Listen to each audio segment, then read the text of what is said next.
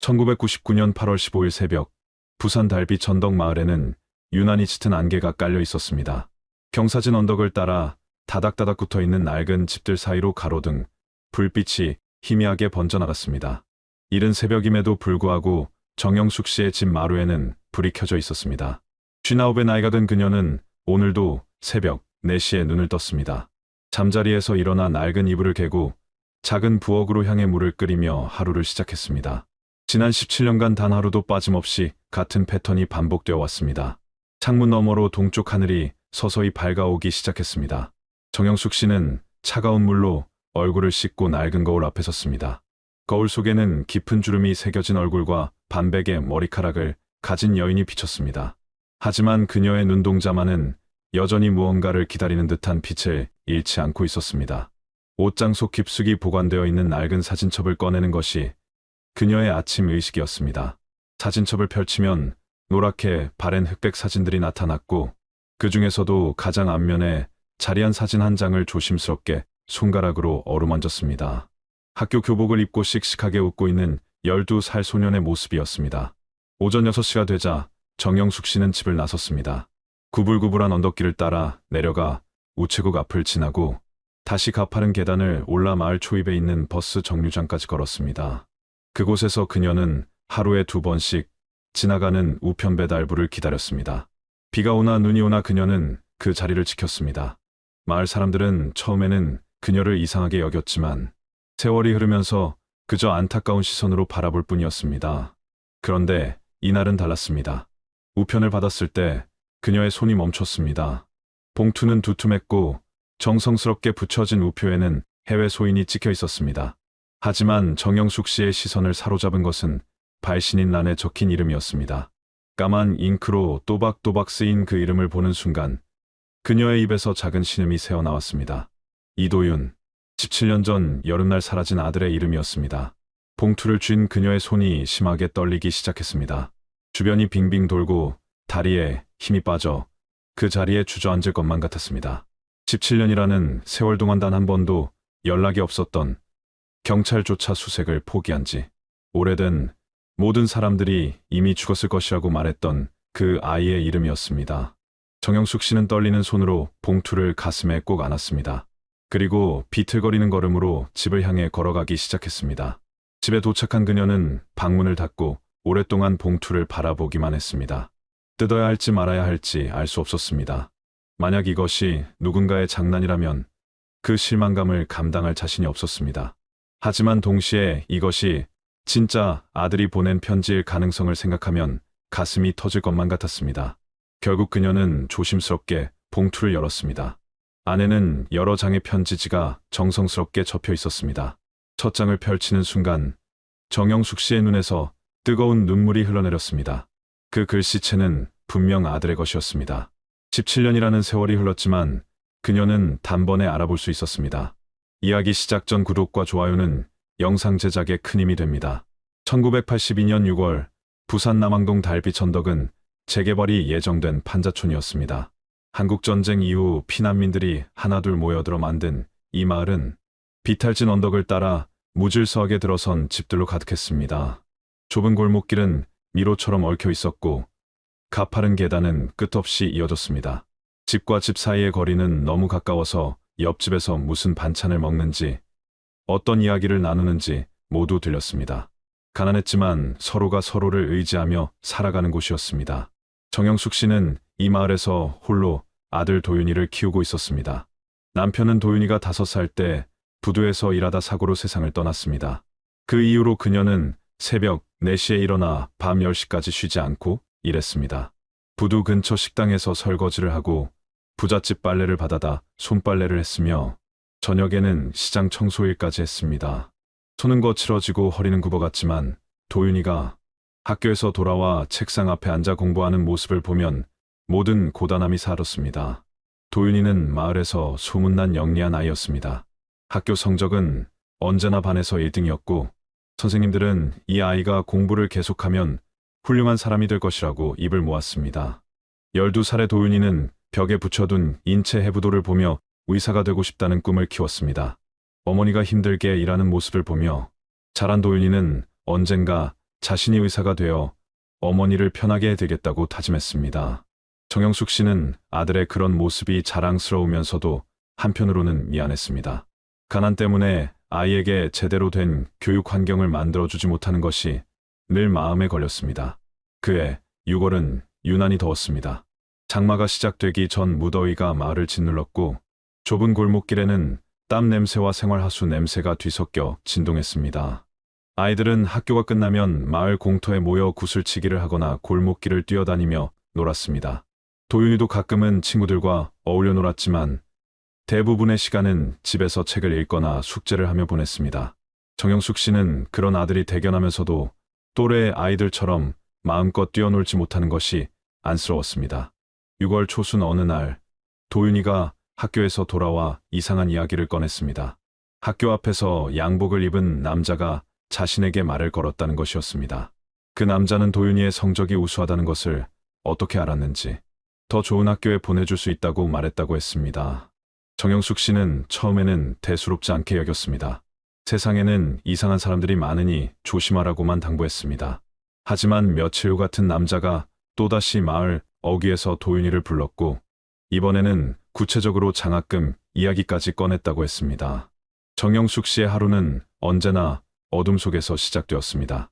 새벽 4시에 눈을 뜨면 가장 먼저 도윤이의 방문을 살짝 열어보았습니다. 얇은 이불을 덮고 곤히 잠든 아들의 얼굴을 확인하고 나서야 그녀는 부엌으로 향했습니다. 냉수로 얼굴을 씻고 남은 밥에 된장국을 끓여 간단히 아침을 먹었습니다. 새벽 5시면 집을 나서 가파른 언덕길을 내려가 부두 근처 식당으로 향했습니다. 식당 주인은 그녀가 성실하다는 것을 알고 있었기에 새벽 준비 일을 맡겼습니다. 채소를 다듬고 설거지를 하고 바닥을 닦는 일이 오전 10시까지 이어졌습니다. 식당 일이 끝나면 그녀는 서둘러 집으로 돌아왔습니다. 도윤이가 학교에 가기 전 점심 도시락을 싸줘야 했기 때문입니다. 비록 반찬은 변변치 않았지만 정영숙 씨는 늘 밥만큼은 꽉꽉 눌러 담았습니다. 도윤이는 한 번도 도시락에 대해 불평한 적이 없었습니다. 오히려 학교에서 돌아오면 빈 도시락통을 내밀며 오늘도 맛있게 먹었다고 말했습니다. 그 말 한마디가 정영숙 씨에게는 하루를 버틸 힘이 되었습니다. 오후에는 부잣집 빨래를 받아다 손빨래를 했습니다. 마당 한쪽에 놓인 커다란 양철 대야에 빨래비누를 풀고 빨래판에 옷을 문질렀습니다. 여름철에는 땀으로 범벅이 되었고 겨울철에는 손이 트고 갈라졌습니다. 그래도 이 일은 집에서 할 수 있어서 좋았습니다. 도윤이가 학교에서 돌아오면 바로 볼 수 있었고 숙제하는 옆에서 빨래를 넣을 수 있었습니다. 정영숙 씨는 빨래를 하면서도 도윤이가 공부하는 모습을 자주 훔쳐보았습니다.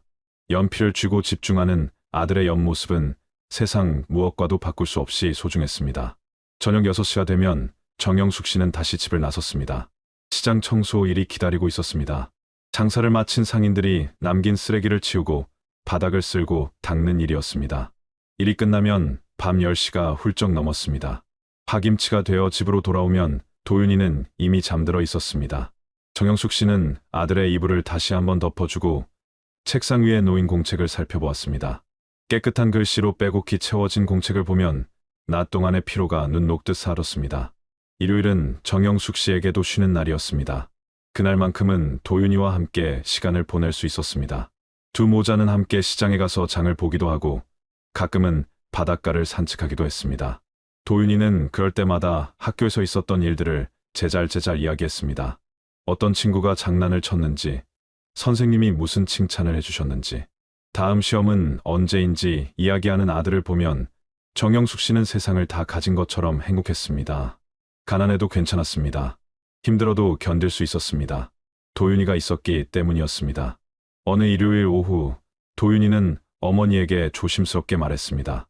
커서 의사가 되면 어머니 손에는 물 한 방울 묻히지 않게 해주겠다고, 큰 집을 사서 편하게 살게 해드리겠다고 말했습니다. 정영숙 씨는 아들의 머리를 쓰다듬으며 웃었지만 가슴 한편이 저려왔습니다. 어린 나이에 너무 많은 것을 짊어지고 있는 것 같아서였습니다. 6월 중순에 접어들면서 마을에는 이상한 소문이 돌기 시작했습니다. 옆 동네에 사는 김 씨네 아들이 갑자기 사라졌다는 소식이었습니다. 13살 된 그 아이는 어느 날 학교에 갔다가 돌아오지 않았고 며칠 뒤 집에 전화가 걸려왔다고 했습니다. 서울에 있는 좋은 학교에 입학하게 되었으니 걱정하지 말라는 내용이었습니다. 김 씨 부부는 처음에는 기뻐했지만 이상하게도 그 이후로는 아이와 연락이 되지 않았습니다. 전화번호도 주소도 알 수 없었고 편지 한 통 오지 않았습니다. 사람들은 수군거렸지만 명확한 것은 아무것도 없었습니다. 며칠 후 또 다른 소식이 들려왔습니다. 이번에는 바닷가 쪽 마을에서 10살짜리 여자아이가 사라졌다는 이야기였습니다. 그 아이의 어머니는 파출소에 찾아가 신고를 했지만 경찰은 가출로 처리하려 했습니다. 가난한 동네에서는 아이들이 집을 나가는 일이 드물지 않았기 때문이었습니다. 하지만 그 어머니는 자신의 딸이 절대 가출할 아이가 아니라고 주장했습니다.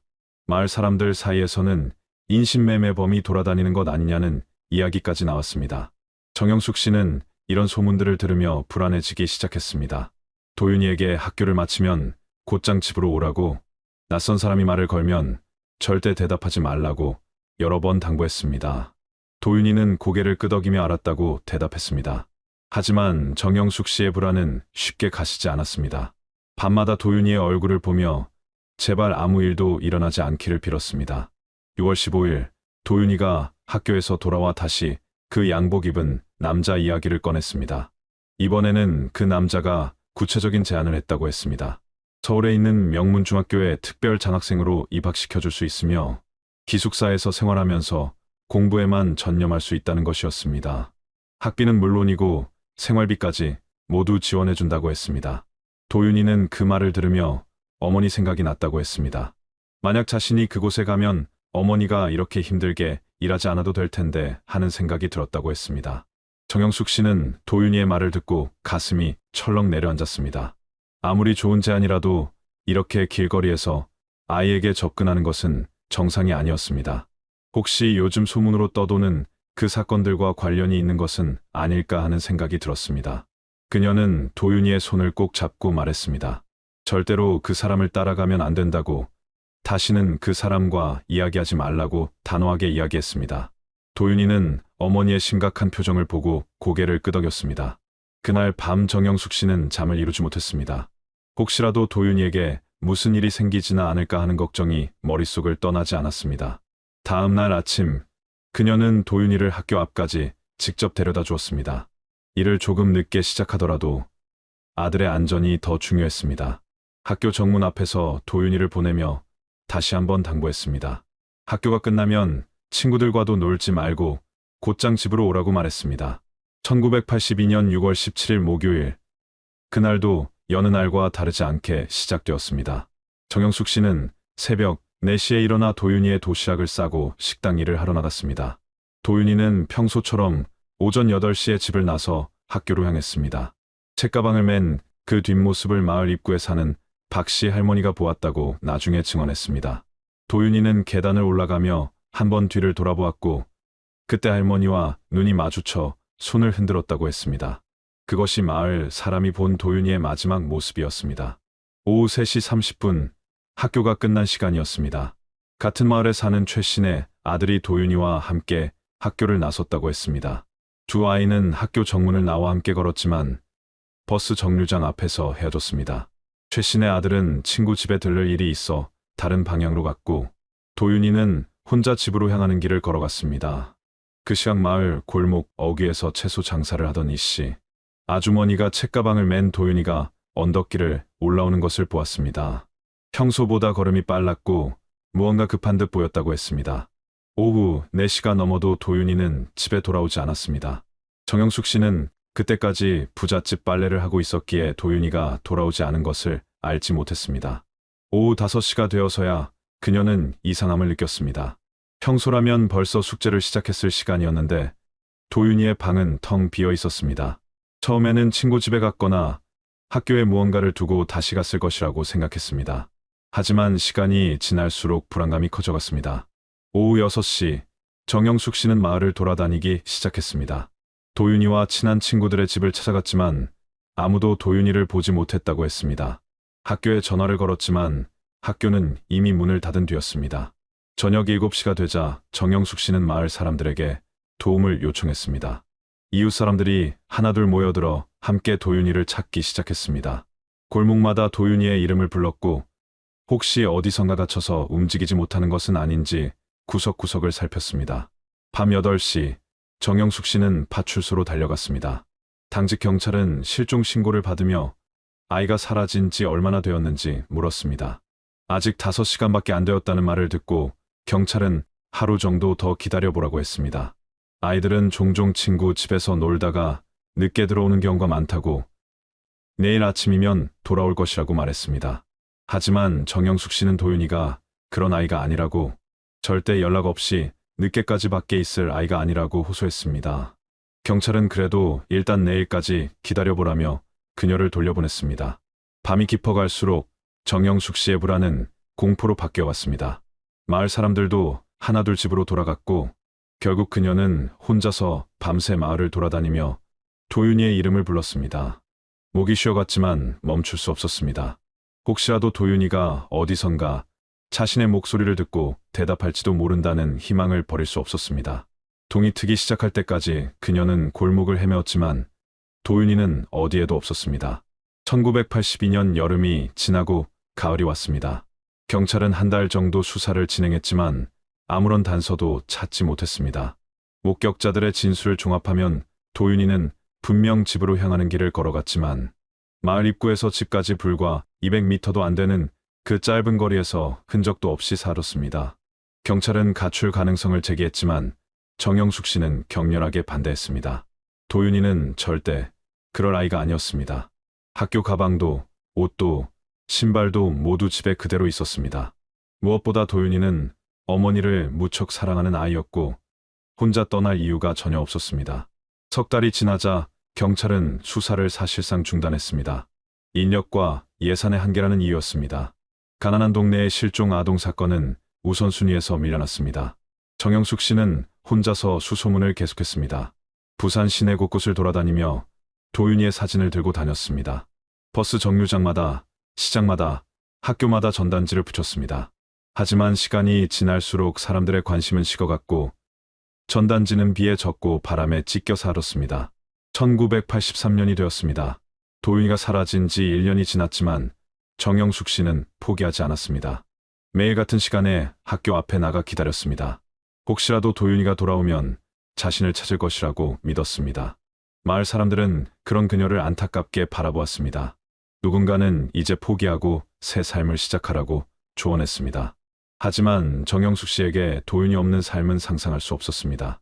아들이 돌아올 때까지 기다리는 것이 어머니로서 할 수 있는 유일한 일이었습니다.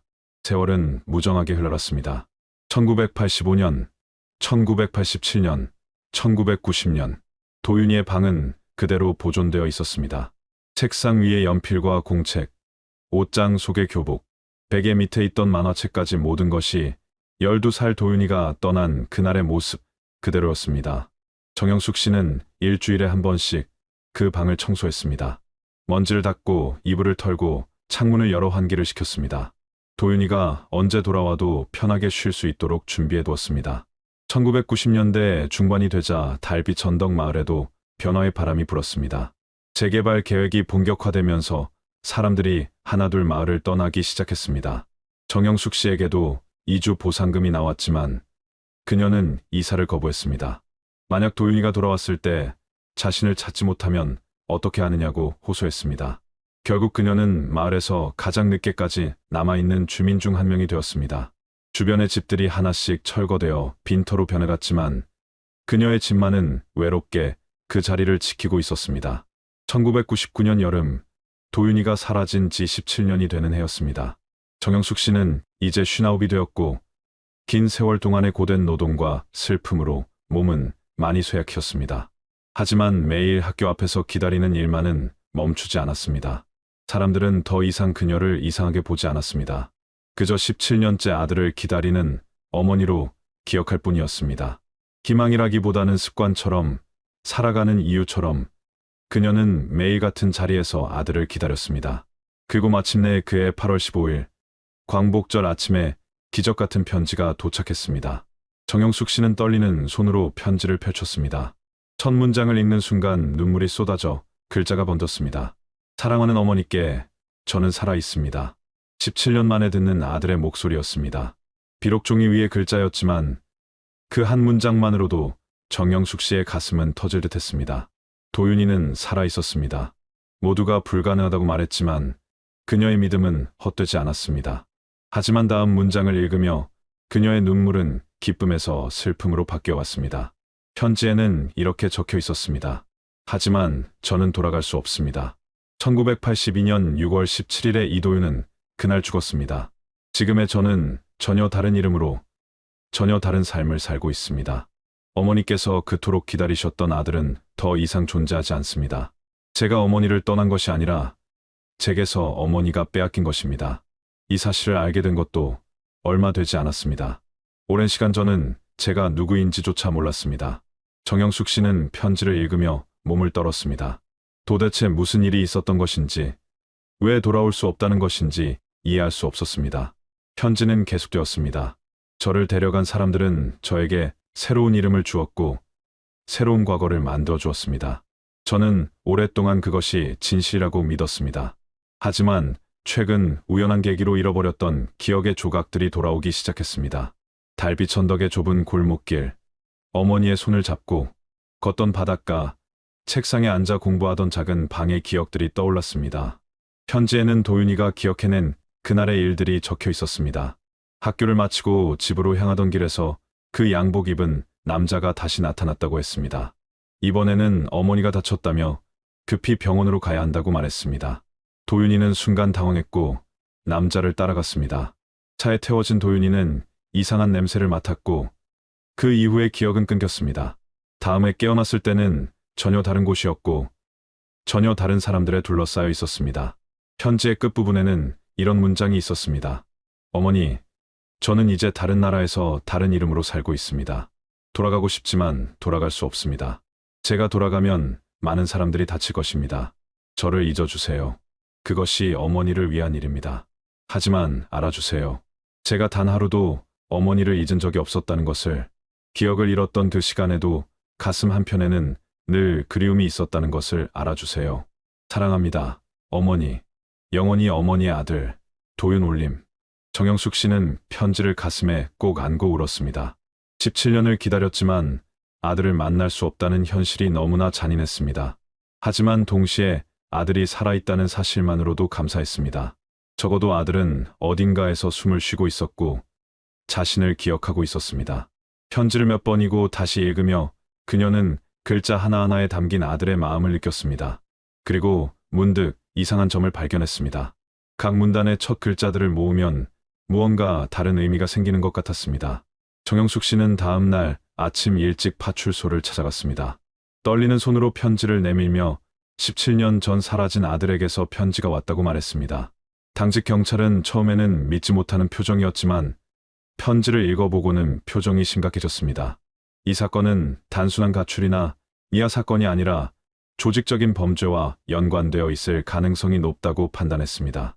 편지는 즉시 부산지방경찰청 수사과로 이송되었고 전문가들의 분석이 시작되었습니다. 필적 감정 결과 편지의 글씨는 도윤이가 학교에서 쓰던 공책의 필체와 일치했습니다. 17년이라는 시간이 흘렀지만 글자의 기본적인 형태와 특징은 여전히 남아 있었습니다. 우표에 찍힌 소인을 분석한 결과 편지는 미국 로스앤젤레스에서 발송되었다는 사실이 밝혀졌습니다. 수사관들은 편지의 내용을 면밀히 검토했습니다. 그리고 놀라운 발견을 했습니다. 각 문단의 첫 글자를 모으면 도와주세요라는 문장이 완성되었습니다. 이것은 우연이 아니었습니다. 도윤이는 겉으로는 어머니에게 자신을 잊으라고 말하면서 실제로는 구조 요청을 보내고 있었던 것입니다. 편지 끝부분에는 더욱 구체적인 단서가 숨겨져 있었습니다. 마지막 페이지 여백에 희미하게 적힌 숫자들이 발견되었습니다. 남항 3가 29번지라는 주소였습니다. 경찰은 즉시 해당 주소를 확인했습니다. 남항 3가 29번지는 부산 남항동에 위치한 건물이었지만 현재는 폐쇄된 상태였습니다. 건물 등기부를 조사한 결과 그곳은 1980년대 초반까지 성모보육원이라는 이름의 시설이 운영되던 곳이었습니다. 1985년에 갑자기 문을 닫았고 그 이후로는 방치되어 있었습니다. 수사팀은 건물 출입 허가를 받아 현장을 조사하기로 했습니다. 건물 내부는 오랜 방치로 먼지와 곰팡이로 뒤덮여 있었습니다. 하지만 사무실 한편에서 중요한 증거들이 발견되었습니다. 낡은 서랍장 안에는 아이들의 명단과 사진이 담긴 파일들이 숨겨져 있었습니다. 그 중에는 도윤이의 사진도 있었고 그 옆에는 다니엘이라는 새로운 이름이 적혀 있었습니다. 파일에는 미국으로의 입양 서류가 포함되어 있었지만 서류의 내용은 명백히 위조된 것이었습니다. 도윤이는 고아가 아니었고 법적 보호자인 어머니가 분명히 존재했습니다. 더 많은 파일들을 조사한 결과 충격적인 사실이 드러났습니다. 1980년대 초반부터 1990년대 중반까지 부산과 경남 일대에서 수십 명의 아이들이 같은 방식으로 살았습니다. 이들은 모두 가난한 가정의 아이들이었고 성적이 우수하거나 건강한 아이들이었습니다. 범죄 조직은 이런 아이들을 유인하여 불법으로 해외 입양을 보냈고 입양 브로커들로부터 거액의 금액을 받았습니다. 성모보육원은 그 거점 중 하나였던 것입니다. 경찰은 즉시 전국적인 수사망을 펼쳤고 국제형사경찰기구에도 협조를 요청했습니다. 국제형사경찰기구의 협조로 미국 로스앤젤레스 경찰이 수사에 합류했습니다. 다니엘 리라는 이름으로 추적한 결과 그는 캘리포니아 주 패서디나에 거주하고 있었습니다. 1982년 불법 입양된 이후 그는 미국인 부부의 양자로 자라왔습니다. 양부모는 입양 당시 도윤이가 한국의 고아원에서 온 아이라고 믿었습니다. 입양 서류는 완벽하게 위조되어 있었고 그들은 도윤이의 진짜 어머니가 한국에서 그를 찾고 있다는 사실을 전혀 몰랐습니다. 도윤이는 다니엘 리라는 이름으로 성장하면서 자신의 과거를 완전히 잊고 살았습니다. 납치 당시 받은 충격과 약물의 영향으로 기억의 상당 부분이 지워진 상태였습니다. 양부모는 그에게 좋은 환경을 제공했고 그는 우수한 성적으로 대학을 졸업했습니다. 하지만 늘 마음 한편에는 설명할 수 없는 공허함이 있었습니다. 가끔 꿈속에서 좁은 골목길과 바다 냄새, 그리고 누군가의 따뜻한 손길을 느꼈지만 그것이 무엇을 의미하는지 알 수 없었습니다. 1998년 가을 29살이 된 도윤이는 교통사고를 당했습니다. 다행히 큰 부상은 없었지만 그 충격으로 잃어버렸던 기억이 조각조각 돌아오기 시작했습니다. 처음에는 단편적인 이미지들이었습니다. 낡은 목조 계단, 빨래를 널던 마당, 책상 앞에서 공부하던 작은 방의 모습들이 떠올랐습니다. 그리고 가장 선명하게 떠오른 것은 어머니의 얼굴이었습니다. 거친 손으로 자신의 머리를 쓰다듬던 그 손길, 새벽부터 일하러 나가시던 뒷모습, 늦은 밤 자신의 이불을 덮어주시던 모습이 생생하게 기억났습니다. 도윤이는 혼란스러웠습니다. 자신이 고아가 아니라는 것, 한국에 진짜 어머니가 있다는 것을 깨달았습니다. 그는 양부모에게 이 사실을 털어놓았고 양부모도 충격을 받았습니다. 그들은 합법적인 절차를 통해 도윤이를 입양했다고 믿었기 때문입니다. 도윤이는 사설 탐정을 고용하여 자신의 과거를 추적하기 시작했습니다. 한국의 기록을 뒤지고 옛 신문 기사들을 찾아보았습니다. 그리고 마침내 1982년 부산에서 실종된 이도윤이라는 소년의 기사를 발견했습니다. 사진 속 소년은 분명 자신이었습니다. 진실을 알게 된 도윤이는 깊은 고뇌에 빠졌습니다.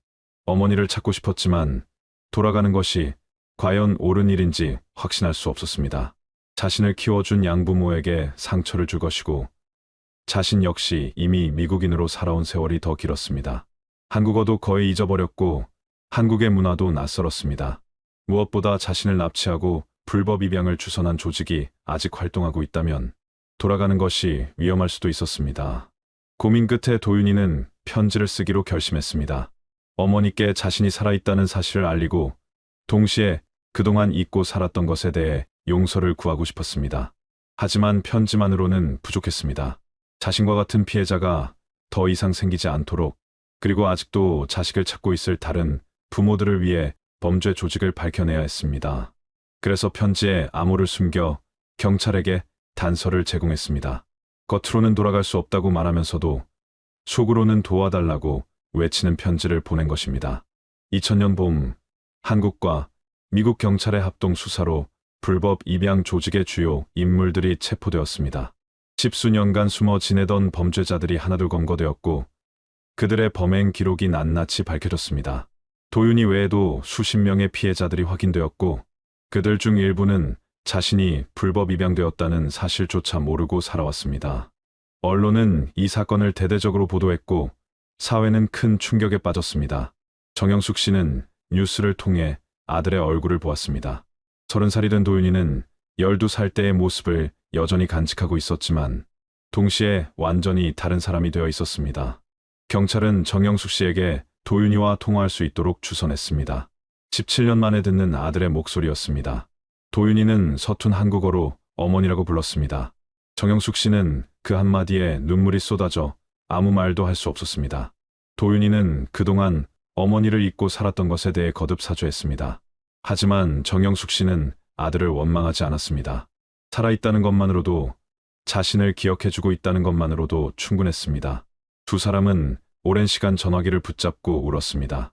2003년 여름, 도윤이는 마침내 한국을 방문했습니다.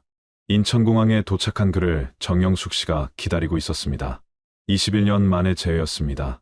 도윤이는 입국장 문을 나서며 인파 속에서 어머니를 찾았습니다. 백발이 되어 훨씬 작아 보이는 어머니의 모습에 가슴이 먹먹혔습니다. 정영숙 씨는 아들을 보자마자 달려가 그를 껴안았습니다. 도윤이도 어머니를 꼭 안았습니다. 두 사람은 아무 말도 하지 못하고 한참을 그렇게 서 있었습니다. 주변 사람들도 그 모습을 보며 함께 눈물을 흘렸습니다. 도윤이는 일주일간 한국에 머물렀습니다. 달빛 천덕의 옛 집터를 찾아갔고 자신이 다니던 학교도 방문했습니다. 많은 것이 변했지만 골목길의 경사와 바다 냄새는 여전했습니다. 기억 속의 풍경들이 하나씩 되살아났습니다.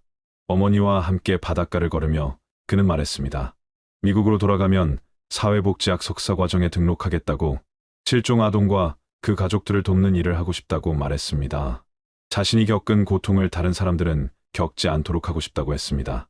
정영숙 씨는 아들의 손을 꼭 잡으며 자랑스럽다고 말했습니다. 도윤이는 미국으로 돌아간 후에도 정기적으로 어머니와 연락했습니다. 한 달에 한 번씩 편지를 보냈고 전화로 안부를 확인했습니다. 명절이나 어머니 생신 때는 꼭 한국을 방문했습니다. 정영숙 씨는 더 이상 학교 앞에서 기다리지 않았습니다. 이제는 아들이 언제 올지 알고 있었고 그것만으로 충분했습니다. 도윤이는 약속대로 사회복지사가 되어 실종아동 가족 지원단체에서 일하기 시작했습니다. 자신의 경험을 바탕으로 많은 가족들에게 희망을 주었습니다. 2010년 가을, 정영숙 씨는 조용히 세상을 떠났습니다. 도윤이는 장례식장에 도착하여 어머니의 영정 앞에 무릎을 꿇었습니다. 어머니는 평생 자신만을 기다리며 살았고 결국 아들을 다시 만나는 기적을 경험했습니다. 도윤이는 어머니의 마지막 길을 지키며 작은 목소리로 말했습니다. 어머니 덕분에 제가 누구인지 알게 되었고 어머니의 사랑 덕분에 다시 살아갈 힘을 얻었습니다. 이제 정말 괜찮습니다. 편히 쉬세요. 장례식이 끝난 후 도윤이는 달빛 천덕을 다시 찾았습니다. 언덕 위에서 바다를 바라보며 그는 어머니와의 약속을 되새겼습니다. 더 많은 가족들이 재회할 수 있도록, 더 이상 기다림이 절망으로 끝나지 않도록 평생을 바치겠다는 약속을 말입니다. 끝까지 시청해 주셔서 감사합니다. 구독과 좋아요는 영상 제작에 큰 힘이 됩니다. 1991년 3월 9일 토요일 오전, 서울 한빛여대 캠퍼스는 신입생 MT를 앞두고 분주한 봄날의 활기로 가득했습니다. 국문과 3학년 장서윤 씨와 교육과 2학년 문다혜 양, 사회학과 2학년 최가을 양은 학생으로부터 강원도 정선에 위치한 수련원 사전 점검 임무를 맡게 되었습니다. 3명의 여학생은 모두 성실하고 책임감 있는 학생으로 알려져 있었으며 특히 장서윤 씨는 학생회 기획부원으로서 여러 행사를 성공적으로 이끌어온 경험이 있었습니다. 문다혜 양은 사진 동아리 회원으로 항상 카메라를 휴대하고 다니며 일상의 순간들을 기록하는 것을 좋아했고 최가을 양은 등산 동아리 소속으로 체력이 좋기로 소문나 있었습니다. 이야기 시작 전 구독과 좋아요는 영상 제작에 큰 힘이 됩니다. 출발 전날 밤, 장서윤 씨는 학교 게시판에서 우연히 눈에 띈 공고 하나를 발견했습니다. 정선선 철도 관련 소식을 다룬 지역 관광 안내 게시물에는 옛 정선역 인근에 아름다운 철교가 남아있다는 내용이 적혀 있었고 흑백사진 한 장이 함께 부착되어 있었습니다. 사진 속 철교는 세월의 흔적을 간직한 채 고요한 계곡 위로 뻗어 있었고 그 풍경은 묘하게도 장서윤 씨의 마음을 사로잡았습니다. 그녀는 곧바로 문다혜 양과 최가을 양에게 연락하여 수련원 점검이 끝난 후 잠시 그곳을 들러보자는 제안을 했습니다. 세 사람은 금방 의기투합했고 다음 날 새벽 6시 30분 서울역에서 만나 정선행 기차에 올랐습니다. 기차는 오전 11시경 정선에 도착했고 수련원까지는 버스로 40분 정도 더 이동해야 했습니다. 수련원은 정선읍에서 남쪽으로 약 8km 떨어진 산자락에 위치해 있었습니다. 오래된 목조 건물과 콘크리트 강당이 어우러진 이곳은 1970년대에 지어진 것으로 보였고 관리 상태는 그리 좋지 않았지만 주변 자연경관만큼은 빼어났습니다. 세 사람은 오후 1시부터 약 3시간에 걸쳐 수련원 시설을 꼼꼼히 점검했습니다. 숙소 침대 개수를 확인하고 강당 음향시설을 테스트했으며 식당 조리시설과 화장실 상태까지 일일이 기록했습니다. 점검을 마친 것은 오후 4시가 조금 넘은 시각이었습니다. 원래 계획대로라면 오후 5시 버스를 타고 정선읍으로 돌아가 저녁 7시 기차로 서울에 도착하는 일정이었습니다. 하지만 수련원 관리인 김모 씨로부터 다음 버스 시간이 오후 7시 30분이라는 말을 듣게 되었습니다. 예상보다 일찍 점검이 끝난 덕분에 시간적 여유가 생긴 세 사람은 아침에 이야기했던 철교 방문을 시행에 옮기기로 결정했습니다. 관리는 폐역까지 걸어서 1시간 반 정도 걸리며 해가 지면 길을 찾기 어렵다고 경고했습니다. 하지만 젊은 여학생들은 최가을 양의 등산 경험을 믿고 사진 몇 장만 찍고 오후 6시 30분까지는 돌아오겠다고 약속하며 수련원을 나섰습니다. 문다혜 양은 자신의 니콘 카메라를 목에 걸었고 장서윤 씨는 지도와 손전등을 챙겼으며 최가을 양은 간식과 물통을 배낭에 넣었습니다. 오후 4시 20분경 세 여학생은 수련원에서 북동쪽으로 이어진 산길을 따라 걷기 시작했습니다.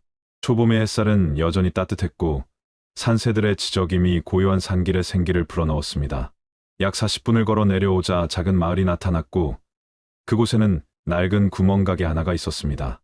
오후 5시 10분경 가게 주인 박모 씨는 여학생 셋이 들어와 라면 3개와 초코파이, 생수를 구입했다고 훗날 증언했습니다. 특히 그는 학생들이 카운터에 지도를 펴놓고 무언가를 열심히 표시하던 모습을 기억했습니다. 장서윤 씨가 가게 주인에게 폐역으로 가는 길을 물었고 주인은 마을 끝 삼거리에서 왼쪽 길로 계속 가면 된다고 알려주었습니다. 다만 해질 무렵이니 서둘러야 할 것이라는 말도 덧붙였습니다. 세 사람은 고맙다는 인사를 하고 가게를 나섰고 그것이 그들을 본 마지막 공식 목격담이 되었습니다. 마을을 지나 폐역으로 향하는 길은 점점 인적이 드물어졌고 주변은 울창한 소나무 숲으로 둘러싸여 있었습니다.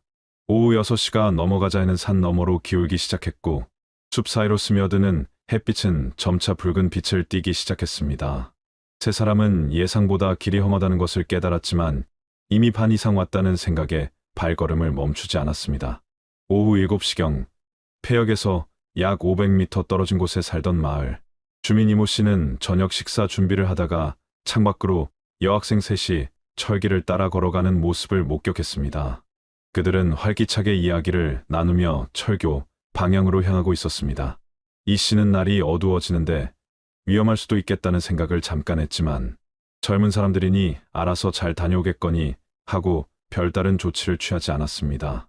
오후 7시 30분 해는 완전히 저물었고 산골짜기는 어둠에 잠기기 시작했습니다. 이 시각부터 세 여학생에 대한 직접적인 목격담은 끊어집니다. 오후 8시경 장서윤 씨의 부모님은 딸이 예정 시간에 집에 들어오지 않자 걱정하기 시작했습니다. 출발 전 서윤 씨는 늦어도 밤 8시까지는 집에 도착하겠다고 말했었습니다. 부모님은 딸의 삐삐로 여러 차례 호출을 보냈지만 응답이 없었습니다. 문다혜 양과 최가을 양의 가족도 비슷한 상황이었습니다. 밤 9시가 넘어가자 세 가족은 서로 연락을 주고받으며 상황을 파악하려 했지만 누구도 딸들과 연락이 닿지 않았습니다. 밤 11시경 정선 폐역 근처에 살던 또 다른 주민 최모 씨는 잠자리에 들기 전 화장실을 가려고 밖으로 나왔다가 이상한 광경을 목격했습니다. 폐역 철교 쪽에서 손전등 불빛 3개가 움직이고 있었고 얼마 후 카메라 셔터 소리로 추정되는 날카로운 소리가 2번 들렸습니다. 최 씨는 누군가 밤에 사진을 찍나보다 하고 대수롭지 않게 여겼습니다. 3월 10일 일요일 새벽 세 가족은 잠 못 이루는 밤을 보냈습니다. 오전 7시가 되자마자 장서윤 씨의 아버지는 정선경찰서에 전화를 걸어 딸의 실종을 신고했습니다. 하지만 당시 경찰의 대응은 미온적이었습니다. 담당 경찰관은 성인 3명이 불과 반나절 연락이 안 된다고 해서 실종으로 보기 어렵다며 72시간이 지나야 공식 수사를 시작할 수 있다고 설명했습니다. 또한 대학생들이 여행 중 계획을 바꿔 다른 곳으로 간 경우도 많으니 조금 더 기다려보라는 조언을 덧붙였습니다. 답답한 가족들은 직접 정선으로 향했습니다. 오전 10시경 세 가족의 부모들은 정선읍에 도착하여 딸들이 묵었던 수련원을 찾아갔습니다. 관리인 김 씨는 전날 오후 4시 이후로 학생들을 보지 못했으며 그들이 폐역 쪽으로 걸어갔다는 말만 전해주었습니다. 가족들은 즉시 폐역으로 향했고 오후 1시경 그곳에 도착했습니다. 녹슨 철교와 폐역은 역사, 무너진 플랫폼만이 그들을 맞이했습니다. 주변을 샅샅이 뒤졌지만 딸들의 흔적은 어디에도 없었습니다. 다만 철교 난간 근처에서 초코파이 포장지 하나가 발견되었을 뿐입니다. 가족들은 인근 마을을 돌며 목격자를 찾았고 구멍가게 주인과 저녁 무렵 학생들을 본 이 씨의 증언을 확보했습니다. 하지만 그 이후의 행적은 오리무중이었습니다. 다음 날인 3월 11일 월요일 72시간이 지나지 않았음에도 가족들의 간곡한 요청으로 경찰은 제한적인 수색을 시작했습니다. 하지만 초기 대응의 지연으로 인해 이미 골든타임은 상당 부분 흘러가 버린 상태였습니다. 수사가 본격화된 3월 12일 경찰은 수련원과 폐역 일대를 집중 수색했습니다. 경찰견을 동원한 수색에서 철교 아래 계곡에서 여학생들의 것으로 보이는 발자국 흔적이 발견되었지만 그것이 어디로 이어지는지 명확하게 추적되지 않았습니다. 한편 언론은 이 사건을 대서특필하기 시작했지만 보도의 방향은 사건의 진실을 밝히기보다는 자극적인 추측에 가까웠습니다. 일부 신문은 여대생 셋이 학업 스트레스나 취업 고민으로 집단 가출했을 가능성을 제기했고 심지어 남자친구와의 동반 도피설까지 나돌았습니다. 이러한 보도는 사건 수사에 도움이 되지 않았을 뿐만 아니라 가족들에게 2차 피해를 안겨주었습니다. 가족들은 경찰 수사가 지지부진하자 자구책을 마련하기 시작했습니다. 세 가족은 사비를 털어 2만 장의 전단을 제작했고 정선읍은 물론 영월, 태백, 삼척까지 직접 찾아다니며 전단을 배포했습니다. 전단에는 세 여학생의 사진과 인적사항, 실종 당시 착용했던 옷차림이 상세히 기록되어 있었습니다. 3월 중순 수사팀은 수련원 관리인 김 씨를 재차 조사하던 중 중요한 정보를 입수했습니다. 김 씨는 실종 당일인 3월 9일 오전 11시경 누군가로부터 수련원 주변의 철도 관련 시설에 대해 문의하는 전화를 받았다고 진술했습니다. 전화를 건 사람은 자신을 철도 동호회 회원이라고 소개했으며 정선선 폐역과 철교 촬영 가능 여부를 물었다고 합니다. 김 씨는 그저 공개된 장소니까 누구나 갈 수 있다고 대답했을 뿐 상대방의 신원을 확인하지 않았습니다. 경찰은 수련원 전화 통화 기록을 추적했고 그 결과 서울 종로구의 한 전화번호가 확인되었습니다. 해당 번호는 서울 소재 철도 사진연구회 사무실 전화로 밝혀졌습니다. 경찰은 즉시 이 동호회를 조사했고 회원 명단을 확보했습니다. 명단에는 약 30명의 회원이 등재되어 있었으며 대부분은 철도 애호가나 사진작가들이었습니다. 이 중에서 경찰의 주목을 받은 인물이 한 명 있었습니다. 당시 47세였던 윤태수 씨는 1982년부터 1990년까지 정선선 철교와 선로, 유지보수 인부로 일했던 경력이 있었습니다. 그는 현장을 누구보다 잘 아는 인물이었고 철도 사진에 대한 깊은 관심을 가지고 있었습니다. 더욱 의심스러운 점은 윤 씨가 과거 1983년 춘천 지역사진 동호회 게시판에 폐역, 야간 촬영 동행자를 구한다는 글을 여러 차례 게재했다는 사실이었습니다. 당시 글에는 모델이 있으면 더 좋은 작품을 만들 수 있다는 내용이 포함되어 있었습니다. 경찰은 윤태수 씨를 긴급 소환하려 했지만 놀랍게도 그는 이미 1992년 1월 뇌졸중으로 사망한 상태였습니다. 그의 집을 압수수색했으나 사건과 직접 연결될 만한 증거는 발견되지 않았습니다. 다만 그의 작업실에서는 수백 장의 철도 사진이 발견되었고 그중 상당수가 정선선 철교를 배경으로 한 것이었습니다. 일부 사진에는 정체를 알 수 없는 인물들의 실루엣이 담겨 있었지만 얼굴이나 특징을 식별할 수 없을 정도로 어둡게 촬영되어 있었습니다. 사건은 미제로 남는 듯했고 시간은 무정하게 흘러갔습니다. 1991년 여름이 지나고 가을이 왔으며 다시 겨울이 찾아왔습니다. 가족들은 포기하지 않고 계절마다 정선을 찾아 수색을 이어갔지만 아무런 단서도 찾지 못했습니다. 언론의 관심도 점차 식어갔고 경찰 수사도 동력을 잃어갔습니다. 그렇게 3년이라는 시간이 흘러 1994년 4월이 되었습니다. 봄비가 내리던 어느 날 정선군청에서는 방치된 폐역 건물들을 철거하고 그 자리에 농산물 창고를 짓기로 결정했습니다. 공사가 시작되고 인부들이 오래된 역사 창고를 정리하던 중 천장 석갈에 위에서 낡은 가방 하나가 발견되었습니다. 먼지와 거미줄로 뒤덮인 가방은 한때 선명했을 파란색이 발에 있었고 가방 앞면에는 한비처대 로고가 새겨져 있었습니다. 공사 감독관은 즉시 경찰에 신고했고 가방은 증거물로 압수되었습니다. 가방을 열자 안에서는 니콘 필름 카메라 한 대, 물에 젖어 일부 글씨가 번진 수첩, 그리고 구겨진 답사 일정표가 나왔습니다. 수첩에는 문다혜라는 이름이 적혀 있었고 카메라에는 아직 현상되지 않은 필름이 장착되어 있었습니다. 경찰은 신중하게 필름을 꺼내 전문 현상소에 의뢰했습니다. 며칠 후 현상된 사진을 확인한 수사관들은 충격에 휩싸였습니다. 총 24컷 중 처음 21장은 수련원과 가는 길에 찍은 평범한 풍경 사진이었습니다. 하지만 마지막 3장은 달랐습니다. 새벽 어둠 속에서 촬영된 것으로 보이는 철교 사진에는 손전등 불빛이 희미하게 보였고 철교 난간에 기댄 3개의 그림자가 포착되어 있었습니다. 마지막 사진을 정밀 분석한 결과 더욱 섬뜩한 사실이 드러났습니다. 새 여학생의 그림자 앞쪽으로 또 다른 그림자가 하나 더 있었던 것입니다. 촬영 각도와 그림자의 방향을 고려할 때 이 4번째 그림자는 새 여학생보다 앞에 서 있던 누군가의 것으로 추정되었습니다. 더욱이 그 그림자의 손에는 무언가 길쭉한 물체가 들려 있었습니다. 사진 전문가들은 그것이 삼각대일 가능성이 높다고 분석했습니다. 즉, 누군가가 새 여학생을 촬영하고 있었고 문다혜 양이 그 순간을 역으로 찍은 것이었습니다. 카메라 내부 시계를 분석한 결과 이 사진들이 촬영된 시각은 1991년 3월 9일 새벽 2시 17분으로 확인되었습니다. 이는 마을 주민 최 씨가 밤 11시경 불빛을 목격했다는 증언보다 약 3시간이 더 지난 시점이었습니다. 도대체 그 3시간 동안 무슨 일이 있었던 것일까요? 경찰은 이 새로운 증거를 바탕으로 수사를 재개했습니다.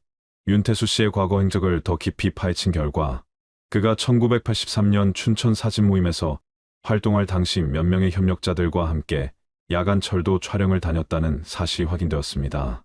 특히 그중 한 명은 당시 운수회사 직원으로 일하며 정선 지역을 자주 오가던 인물이었습니다. 하지만 이 인물 역시 1993년 교통사고로 사망한 상태였습니다. 수사는 또다시 막다른 골목에 다다른 듯 보였습니다. 그러던 중 1994년 여름 폐역 철교 하부 수색 작업에서 또 다른 증거가 발견되었습니다. 교각과 교각 사이 좁은 틈새에서 낡은 금속 호루라기와 함께 필름통 하나가 발견된 것입니다. 호루라기에는 정선 수련원이라는 각인이 희미하게 남아 있었고 이는 수련원 비상용품 목록과 정확히 일치했습니다. 필름통 안에는 물에 젖어 일부 손상된 필름이 들어 있었지만 전문 복원 기술을 통해 몇 장의 이미지를 복원할 수 있었습니다. 복원된 이미지는 충격적이었습니다.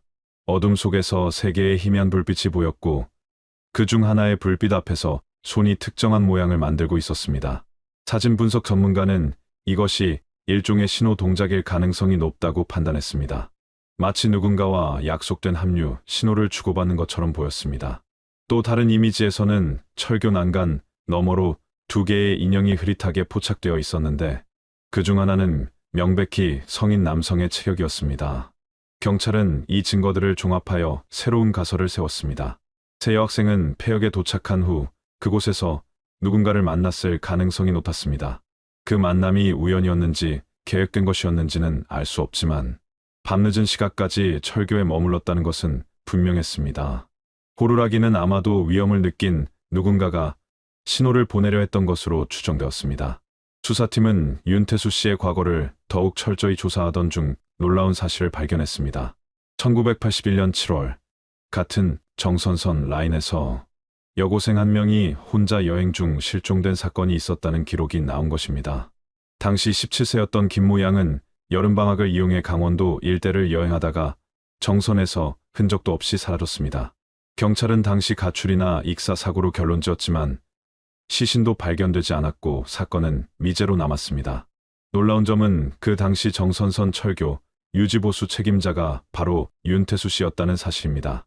더욱 기묘한 것은 당시 김모 양이 소지하고 있던 일회용 카메라와 그녀가 촬영했을 것으로 추정되는 필름 한 롤이 함께 사라졌다는 점입니다.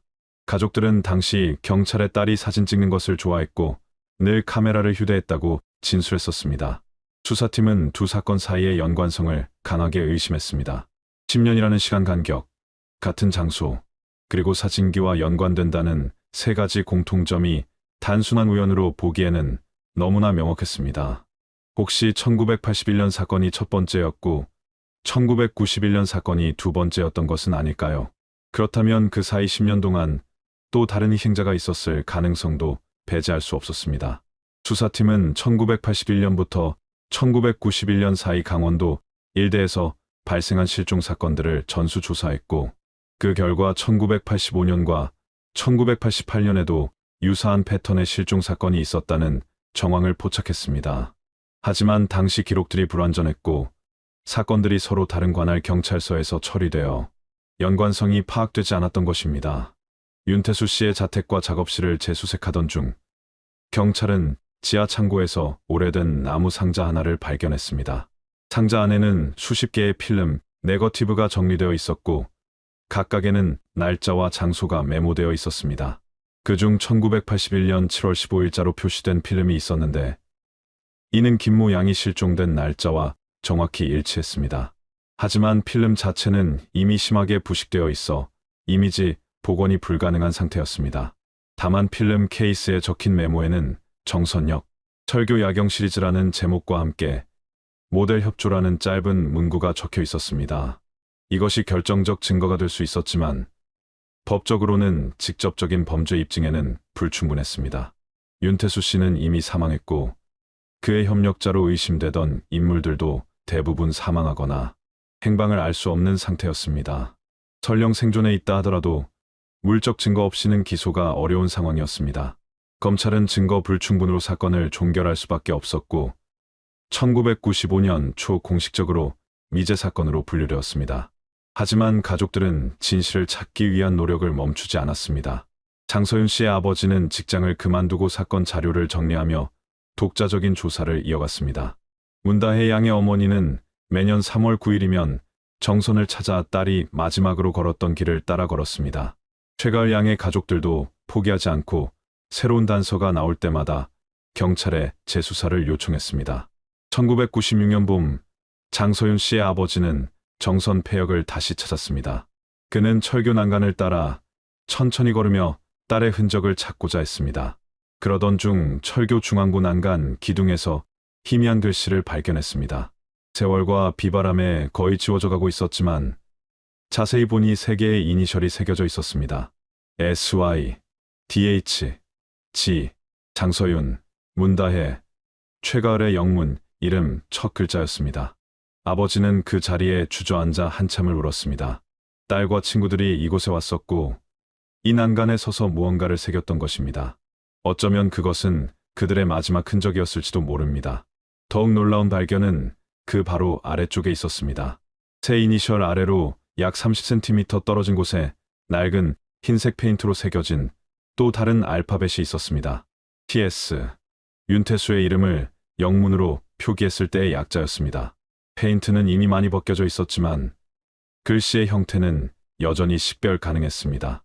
경찰 감식팀이 다시 현장을 조사한 결과 이 페인트 낙서는 1980년대 후반에 작성된 것으로 추정되었습니다. 즉, 새 여학생이 이곳을 찾기 훨씬 전부터 윤태수 씨는 이 철교에 자신의 표식을 남겨놓고 있었던 것입니다. 마치 이곳이 자신의 영역이라는 것을 선언하듯이 말입니다. 이 발견은 새로운 의문을 불러일으켰습니다. 새 여학생은 정말 우연히 이곳을 찾아온 것이었을까요? 아니면 누군가의 의도된 유인에 이끌려온 것은 아니었을까요? 학교 게시판에 붙어있던 그 철도 안내문은 정말 단순한 관광 정보였을까요? 수사팀은 당시 게시판 담당자를 찾아 확인했지만 그 공고를 누가 언제 게시했는지 정확한 기록이 남아있지 않았습니다. 1997년 여름, 또 다른 단서가 나타났습니다. 서울 모처의 중고 카메라 상점 주인이 경찰에 제보를 했습니다. 1992년 초 한 중년 남성이 니콘 필름 카메라 여러 대를 가져와 헐값에 팔았다는 것입니다. 당시에는 의심하지 않았지만 최근 뉴스에서 정선 실종 사건을 다시 보도하는 것을 보고 혹시나 하는 마음에 연락했다고 합니다. 상점 주인은 그 남성의 인상착의를 기억하고 있었고 당시 거래 장부에 남아있던 전화번호도 제공했습니다. 경찰이 그 번호를 추적한 결과 윤태수 씨와 함께 철도사진연구회에서 활동했던 회원 중 한 명의 번호였습니다. 해당 인물은 50대 후반의 무직자로 경찰이 찾아갔을 때 극도로 불안해하는 모습을 보였습니다. 하지만 그는 윤태수 씨로부터 카메라를 위탁받아 처분한 것뿐이며 그 카메라들의 출처에 대해서는 전혀 모른다고 주장했습니다. 윤태수 씨가 이미 사망한 상황에서 이를 반박할 방법은 없었습니다. 경찰은 그를 참고인으로 조사했지만 구속할 만한 증거를 확보하지 못했습니다. 세월은 계속 흘러 2000년대가 되었습니다. 사건 발생 10년이 지났지만 진실은 여전히 밝혀지지 않았습니다. 장서윤 씨의 아버지는 2003년 지병으로 세상을 떠났고 임종 직전까지 딸을 찾지 못한 것을 한탄했습니다. 문다혜 양의 어머니는 건강이 악화되었지만 여전히 매년 정선을 찾았습니다. 최가을 양의 동생은 형사가 되어 이제 사건 전담팀에서 일하며 누나의 사건을 포함한 오래된 사건들을 재조사하고 있습니다. 2010년 정선군은 폐역 일대를 관광지로 개발하는 계획을 발표했습니다. 레일바이크 코스를 만들고 철교를 보수하여 산책로로 조성한다는 내용이었습니다. 공사가 시작되면서 철교 하부와 주변 지역에 대한 대대적인 발굴 작업이 이루어졌습니다. 많은 사람들이 혹시 이번 기회에 무언가 발견되지 않을까 기대했지만 결과는 실망스러웠습니다. 낡은 공구들과 철도 부품들만 발견되었을 뿐 새 여학생과 관련된 어떤 흔적도 나오지 않았습니다. 그러나 2015년 예상치 못한 곳에서 단서가 나타났습니다. 서울의 한 대학 도서관 지하 자료실에서 오래된 사진 잡지들을 정리하던 중 1990년 발행된 한 아마추어 사진 동호회 회부가 발견되었습니다. 그 안에는 야간 철도 촬영 특집 기사가 실려 있었고 작품 사진 몇 장이 게재되어 있었습니다. 놀랍게도 그중 한 장은 정선선 철교를 배경으로 한 사진이었는데 촬영자는 윤태수 씨였습니다. 더욱 충격적인 것은 그 사진 속에 희미하게 보이는 인물의 실루엣이었습니다. 디지털 복원 기술로 이미지를 선명하게 만든 결과 그 인물은 젊은 여성으로 보였고 무언가에 놀란 듯한 자세로 서 있었습니다. 전문가들은 이 사진이 1980년대 후반에 촬영된 것으로 추정했습니다. 혹시 이것이 또 다른 희생자의 모습은 아니었을까요? 하지만 25년이 지난 시점에서 사진 속 인물을 특정하는 것은 불가능했습니다. 2020년 코로나19 팬데믹 상황에서도 문다혜 양의 어머니는 3월 9일 정선을 찾았습니다. 이제 70대가 된 그녀는 홀로 철교까지 걸어 올라가 난간에 기대어 섰습니다. 딸이 마지막으로 섰을 그 자리에서 그녀는 하늘을 올려다보았습니다. 29년이라는 시간이 흘렀지만 진실은 여전히 어둠 속에 묻혀 있었습니다. 그녀는 가방에서 작은 꽃다발을 꺼내 난간에 매달았습니다. 바람이 불자 꽃이 피 흩날렸고 그것들은 마치 새 여학생의 영혼처럼 하늘로 날아올랐습니다. 철교 위에는 여전히 새 이니셜이 희미하게 남아 있었고 그 아래 TS라는 글씨도 세월의 풍화를 견디며 존재하고 있었습니다. 이것은 단순한 낙서가 아니라 증거였고 경고였으며 동시에 영원히 풀리지 않을 수수께끼의 상징이었습니다. 사건을 재조사한 여러 연구자들은 다양한 가설을 제시했습니다. 일각에서는 새 여학생이 야간 사진 촬영의 모델이 되어달라는 제안을 받고 자발적으로 협조했으나 그 과정에서 예기치 못한 사고나 범죄에 연루되었을 가능성을 제기했습니다. 다른 연구자들은 윤태수 씨가 오랜 기간 계획적으로 희생자를 물색했고 학교 게시판의 공고나 동호회 활동을 통해 젊은 여성들을 유인했을 것이라고 추정했습니다. 또 다른 이론은 윤태수 씨가 단독 범행이 아니라 조직적인 네트워크의 일원이었을 가능성을 제시하기도 했습니다. 하지만 모든 것은 추측일 뿐 확실한 증거는 없었습니다. 법의학 전문가들은 만약 새 여학생이 살해되었다면 시신이 발견되지 않은 것으로 보아 은폐가 치밀하게 이루어졌거나 접근하기 어려운 곳에 유기되었을 것으로 분석했습니다. 정선 일대의 폐광과 깊은 계곡, 울창한 산림은 완벽한 은폐 장소가 될 수 있었습니다. 2023년 인공지능 기술을 활용한 미제 사건 재분석 프로젝트에서 이 사건이 다시 다뤄졌습니다. 수천 페이지의 수사 기록과 사진 자료들이 디지털화되어 패턴 분석이 이루어졌습니다. 인공지능은 1981년부터 1991년까지 강원도 일대에서 발생한 실종 사건 중 7건이 유사한 패턴을 보인다고 분석했습니다. 모두 젊은 여성이었고 철도 관련 장소 근처에서 실종되었으며 사진기나 카메라와 연관이 있었습니다. 하지만 이것만으로는 법적 조치를 취할 수 없었고 여전히 가설의 영역에 머물렀습니다. 경찰은 2024년 이 사건을 장기 미제 사건으로 재분류하고 새로운 증거가 나타날 경우 언제든 수사를 재개할 수 있도록 파일을 보존하고 있습니다. 지금도 정선철교에는 해마다 3월이면 몇 명의 사람들이 찾아옵니다. 문다혜 양의 가족, 최가을 양의 동생, 그리고 사건을 기억하는 사람들입니다. 그들은 조용히 난간에 꽃을 놓고 새 여학생의 명복을 빕니다. 철교는 이제 관광 명소가 되어 많은 사람들이 찾지만 그중 몇이나 이곳에 얽힌 비극을 알고 있을까요? 난간의 이니셜은 이제 거의 보이지 않을 정도로 희미해졌고 TS라는 글씨도 언젠가는 완전히 사라질 것입니다. 하지만 진실은 사라지지 않습니다. 어딘가에 묻혀 있거나 누군가의 기억 속에 남아 있거나 아직 발견되지 않은 증거 속에 존재하고 있습니다. 1991년 3월 9일 3명의 젊은 여학생이 평범한 답사 여행을 떠났습니다. 그들은 웃고 떠들며 봄날의 풍경을 즐겼습니다. 하지만 그날 밤 폐역의 철교 위에서 무슨 일이 일어났는지 아는 사람은 이제 아무도 없습니다. 혹시 그들은 누군가의 사진 모델이 되었던 것일까요? 아니면 처음부터 연출된 장면 속 배우였던 것일까요? 카메라 렌즈 너머에서 그들을 바라보던 시선은 과연 무엇을 담으려 했던 것일까요? 이 질문들은 여전히 답을 기다리고 있습니다. 그리고 정선의 철교는 오늘도 침묵 속에서 바람만을 맞이하고 있습니다. 끝까지 시청해 주셔서 감사합니다. 구독과 좋아요는 영상 제작에 큰 힘이 됩니다.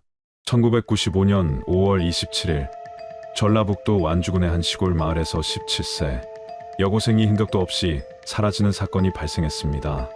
그날은 토요일 저녁이었고 마을 외곽에 위치한 작은 교회에서는 정기 기도 모임이 열리고 있었습니다. 이은정이라는 이름의 여학생은 학교 선배의 권유로 그 교회의 기도 모임에 처음 참석하게 되었으며 오후 7시경 흰색 블라우스와 검은색 치마를 입은 채 교회 건물 안으로 들어갔습니다. 이야기 시작 전 구독과 좋아요는 영상 제작에 큰 힘이 됩니다. 당시 교회 내부에는 약 15명 정도의 신도들이 모여 있었고 대부분이 20대에서 40대 사이의 여성들이었으며 남성 신도는 장로 1명과 교역자로 보이는 중년 남성 2명뿐이었습니다. 기도 모임은 예배당 본당에서 진행되었고 참석자들은 무릎을 꿇고 앞을 향해 고개를 숙인 채 기도문을 낭독하는 형식으로 진행되었습니다. 그런데 기도가 시작되고 약 30분이 지났을 무렵 예배당 내부의 불이 모두 꺼졌고 신도들은 어둠 속에서 계속해서 기도를 이어갔습니다. 이때부터 외부인의 출입은 완전히 통제되었으며 예배당 정문은 안쪽에서 잠겨졌고 창문들은 원래부터 설치되어 있던 쇠창살로 인해 외부에서 내부를 들여다보는 것조차 불가능한 상태였습니다. 기도 모임이 끝난 것은 밤 10시가 넘어서였고 신도들이 하나둘씩 예배당을 빠져나갔을 때 이은정 양의 모습은 어디에서도 찾아볼 수 없었습니다. 처음에는 화장실에 갔거나 먼저 집으로 돌아간 것으로 생각했지만 그녀와 함께 왔던 선배가 주변을 둘러봐도 그녀의 흔적은 전혀 발견되지 않았습니다. 선배는 곧바로 교회 관계자들에게 이은정 양의 행방을 물었지만 모든 신도들과 교역자들은 기도에 집중하느라 그녀가 언제 어디로 갔는지 전혀 알지 못한다고 답했습니다. 불안해진 선배는 예배당 구석구석을 살펴보기 시작했고 강단 아래 좁은 공간에서 이상한 것을 발견했습니다. 그것은 이은정 양이 신고왔던 검은색 구두 한 짝과 하얀 손수건이었는데 손수건에는 선명한 붉은 얼룩이 묻어 있었습니다. 그 얼룩은 피처럼 보였지만 어두운 조명 아래에서는 정확히 무엇인지 판단하기 어려웠습니다. 선배는 즉시 교회 장로를 불러 이 사실을 알렸고 장로는 잠시 그 물건들을 내려다보더니 아무 일도 아니라는 듯 신도들에게 집으로 돌아가라고 말했습니다. 하지만 선배는 이 상황을 그냥 넘길 수 없었고 다음 날 새벽 이은정 양의 부모에게 연락을 취했습니다. 부모는 딸이 밤새 집에 돌아오지 않았다는 사실을 알고 크게 놀랐으며 곧바로 경찰에 실종 신고를 했습니다. 경찰이 교회에 도착한 것은 5월 28일 오전 9시경이었고 현장 조사가 시작되었습니다. 경찰은 예배당 내부를 세밀하게 조사했지만 강제로 끌려간 흔적이나 폭력이 행사된 흔적은 발견되지 않았습니다. 다만 강단 아래에서 발견된 구두와 손수건, 그리고 손수건에 묻은 붉은 얼룩이 혈흔으로 판명되면서 사건은 단순 실종이 아닐 수도 있다는 가능성이 제기되었습니다. 경찰은 당시 기도 모임에 참석했던 모든 신도들을 대상으로 조사를 진행했으나 모두가 한결같이 이은정 양이 언제 어떻게 사라졌는지 모른다고 진술했습니다. 어둠 속에서 기도에 몰입해 있었기 때문에 옆 사람의 움직임조차 알아차릴 수 없었다는 것이 그들의 공통된 답변이었습니다. 교회 건물의 구조도 조사되었는데 예배당은 단층 건물로 출입구는 정문 하나뿐이었고 창문은 모두 쇠창살이 설치되어 있어 사람이 빠져나갈 수 없는 구조였습니다. 정문은 기도 시작 전에 안쪽에서 잠겼으며 기도가 끝날 때까지 열리지 않았다는 것이 신도들의 일치된 증언이었습니다. 그렇다면 이은정 양은 도대체 어디로 사라진 것일까요? 밀실과도 같은 공간에서 한 사람이 흔적도 없이 사라진다는 것은 상식적으로 이해하기 어려운 일이었습니다. 경찰은 교회 건물 주변을 샅샅이 수색했고 인근 야산과 저수지까지 수색 범위를 확대했지만 이은정 양의 행방은 전혀 파악되지 않았습니다. 실종 사건은 지역 언론에 보도되었고 마을 사람들 사이에서는 온갖 추측과 소문이 난무하기 시작했습니다. 어떤 이들은 교회 내부에 비밀 통로가 있을 것이라고 주장했고 또 다른 이들은 초자연적인 현상이 일어난 것이라는 황당한 이야기까지 퍼뜨렸습니다. 마을 주민들을 대상으로 한 추가 조사가 진행되면서 그 교회가 일반적인 개신교 교회와는 상당히 다른 성격을 지니고 있었다는 사실들이 하나둘씩 드러나기 시작했습니다.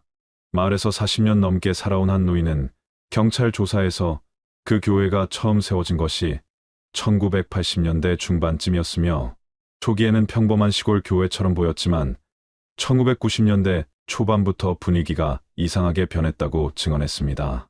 일요일 예배 외에도 매주 수요일과 토요일 저녁에 특별 기도회가 열렸는데 이 기도회에는 외부인의 참석이 철저히 제한되었고 참석자들도 대부분 입을 다물고 있어서 내부에서 무슨 일이 벌어지는지 아무도 알 수 없었다고 합니다. 특히 주민들이 이상하게 여긴 점은 그 교회가 지역교회 연합회나 어떤 교단에도 소속되어 있지 않았다는 것이었습니다. 일반적으로 한국의 개신교 교회들은 대한예수교장로회, 기독교 대한감리회 같은 큰 교단에 속하거나 최소한 지역 교회들과 교류를 하는 것이 보통이었지만 이 교회는 완전히 독자적으로 운영되었고 다른 교회 목회자들과의 접촉도 전혀 없었습니다. 인근 장로교회의 은퇴 목사는 1992년경 그 교회를 방문하려 했으나 문전박대를 당했으며 당시 그곳의 교역자로 보이는 사람이 외부 종교인의 방문은 신도들의 신앙을 흔들 수 있다며 강하게 거부했다고 기억했습니다. 마을 주민들의 증언에 따르면 그 교회에 다니는 신도들은 대부분 마을 사람들이 아니라 외지에서 온 사람들이었습니다. 그들은 주로 20대에서 30대의 젊은 여성들이었고 일부는 아예 교회 근처에 마련된 숙소에서 집단으로 생활하고 있었습니다. 이들은 평일에도 교회 건물 주변에서 청소를 하거나 텃밭을 가꾸는 모습이 목격되었지만 마을 사람들과는 거의 대화를 나누지 않았고 누군가 말을 걸면 고개만 숙인 채 황급히 자리를 떠났습니다. 더욱 기묘한 것은 밤마다 들려오는 소리와 보이는 광경이었습니다. 마을 이장의 증언에 따르면 매주 토요일 밤 10시가 넘으면 교회 건물에서 이상한 소리가 흘러나왔는데 그것은 찬송가나 일반적인 기도 소리가 아니라 마치 무언가를 외치는 듯한 혹은 신음하는 듯한 소리였다고 합니다. 소리는 자정을 넘어서까지 계속되었고 가끔은 새벽 2시, 3시까지 이어지기도 했습니다. 교회 건물의 창문들은 모두 커튼으로 가려져 있었지만 틈 사이로 희미한 붉은 빛이 새어나오는 것이 목격되기도 했습니다. 특히 주민들 사이에서 자주 회자되던 말이 있었는데 그것은 교회 신도들이 자주 언급하던 선택된 자만 불빛을 본다는 표현이었습니다. 이 말의 정확한 의미를 아는 사람은 없었지만 교회에 다니는 신도들은 이 표현을 마치 어떤 특별한 체험이나 깨달음을 의미하는 것처럼 사용했습니다. 한 주민은 교회 신도와 우연히 대화를 나눈 적이 있었는데 그 신도가 자신은 아직 불빛을 보지 못했지만 언젠가는 반드시 보게 될 것이라며 열광적으로 말하던 모습이 매우 인상적이었다고 회상했습니다. 경찰이 교회 건물을 정밀 조사하는 과정에서 이상한 구조적 특징이 발견되었습니다. 예배당 전면에 설치된 십자가는 일반 교회의 십자가보다 훨씬 큰 크기였는데 높이가 거의 3m에 달했고 두꺼운 목재로 제작되어 있었습니다. 그런데 이 십자가 바로 뒤쪽 벽면을 자세히 살펴본 결과 벽지로 가려진 작은 문의 흔적이 발견되었습니다. 문의 크기는 가로 60cm, 세로 1m 정도로 성인이 몸을 굽히면 간신히 통과할 수 있는 정도였습니다. 경찰은 즉시 이 문을 열어보려 했으나 문은 안쪽에서 단단히 잠겨 있었고 어떤 방법으로도 열리지 않았습니다. 외부에서 보이는 손잡이나 자물쇠 같은 것도 없었고 문틀과 문짝이 거의 일체화되어 있어서 어디가 경첩이고 어디로 열리는지조차 분명하지 않았습니다. 교회 관계자들에게 이 문에 대해 물었지만 장로를 포함한 모든 사람들이 그 문은 원래 건물을 지을 때부터 있던 것이며 자신들도 그 안에 무엇이 있는지 어떻게 여는지 전혀 모른다고 답했습니다. 건축 전문가를 불러 벽면 구조를 분석한 결과 그 문 너머에는 약 2m 정도 깊이의 공간이 존재하는 것으로 추정되었습니다. 하지만 그 공간이 단순한 수납 공간인지 아니면 어딘가로 연결되는 통로인지는 벽을 뚫어보지 않고는 알 수 없었습니다. 경찰은 수사를 위해 벽을 철거할 것을 검토했지만 당시에는 명확한 범죄 증거가 없는 상태에서 종교시설을 훼손하는 것이 법적으로 문제가 될 수 있다는 의견이 있어 실행에 옮기지 못했습니다. 마을 주민 중 한 명은 2년 전쯤 한밤중에 교회 건물 뒤편에서 이상한 광경을 목격했다고 진술했습니다. 그날 밤 주민은 소가 아파서 수의사를 불러야 할 상황이었고 마을을 가로질러 이웃집으로 가던 중 교회 건물 옆을 지나게 되었는데 그때 건물 뒤편에서 여러 명의 사람들이 흰 옷을 입고 일렬로 서 있는 모습을 보았다고 합니다. 그들은 모두 같은 방향을 바라보고 있었고 미동도 하지 않은 채 마치 조각상처럼 서 있었으며 달빛 아래에서 그들의 흰 옷이 유령처럼 보였다고 합니다. 교회 신도들의 행동 패턴도 일반적이지 않았습니다. 그들은 항상 집단으로 움직였고 혼자서 마을에 나타나는 경우가 거의 없었습니다. 장을 보러 갈 때도 병원에 갈 때도 최소 2~3명이 함께 다녔고 서로를 감시하는 듯한 느낌을 주었습니다. 또한 그들은 텔레비전이나 라디오 같은 대중매체를 일절 접하지 않았으며 신문도 보지 않았습니다. 세상과 완전히 단절된 채 오직 교회와 신앙 안에서만 살아가는 것처럼 보였습니다. 경찰이 십자가 뒤에 숨겨진 문을 강제로 개방하기로 결정한 것은 실종사건 발생 사흘째 되던 날이었으며 전동톱을 이용해 문틀 주변을 절단한 끝에 마침내 그 안쪽 공간에 접근할 수 있게 되었습니다. 문이 열리자 예배당 안으로 차갑고 습한 공기가 흘러나왔고 오랫동안 밀폐되어 있던 공간 특유의 퀴퀴한 냄새가 코를 찔렀습니다.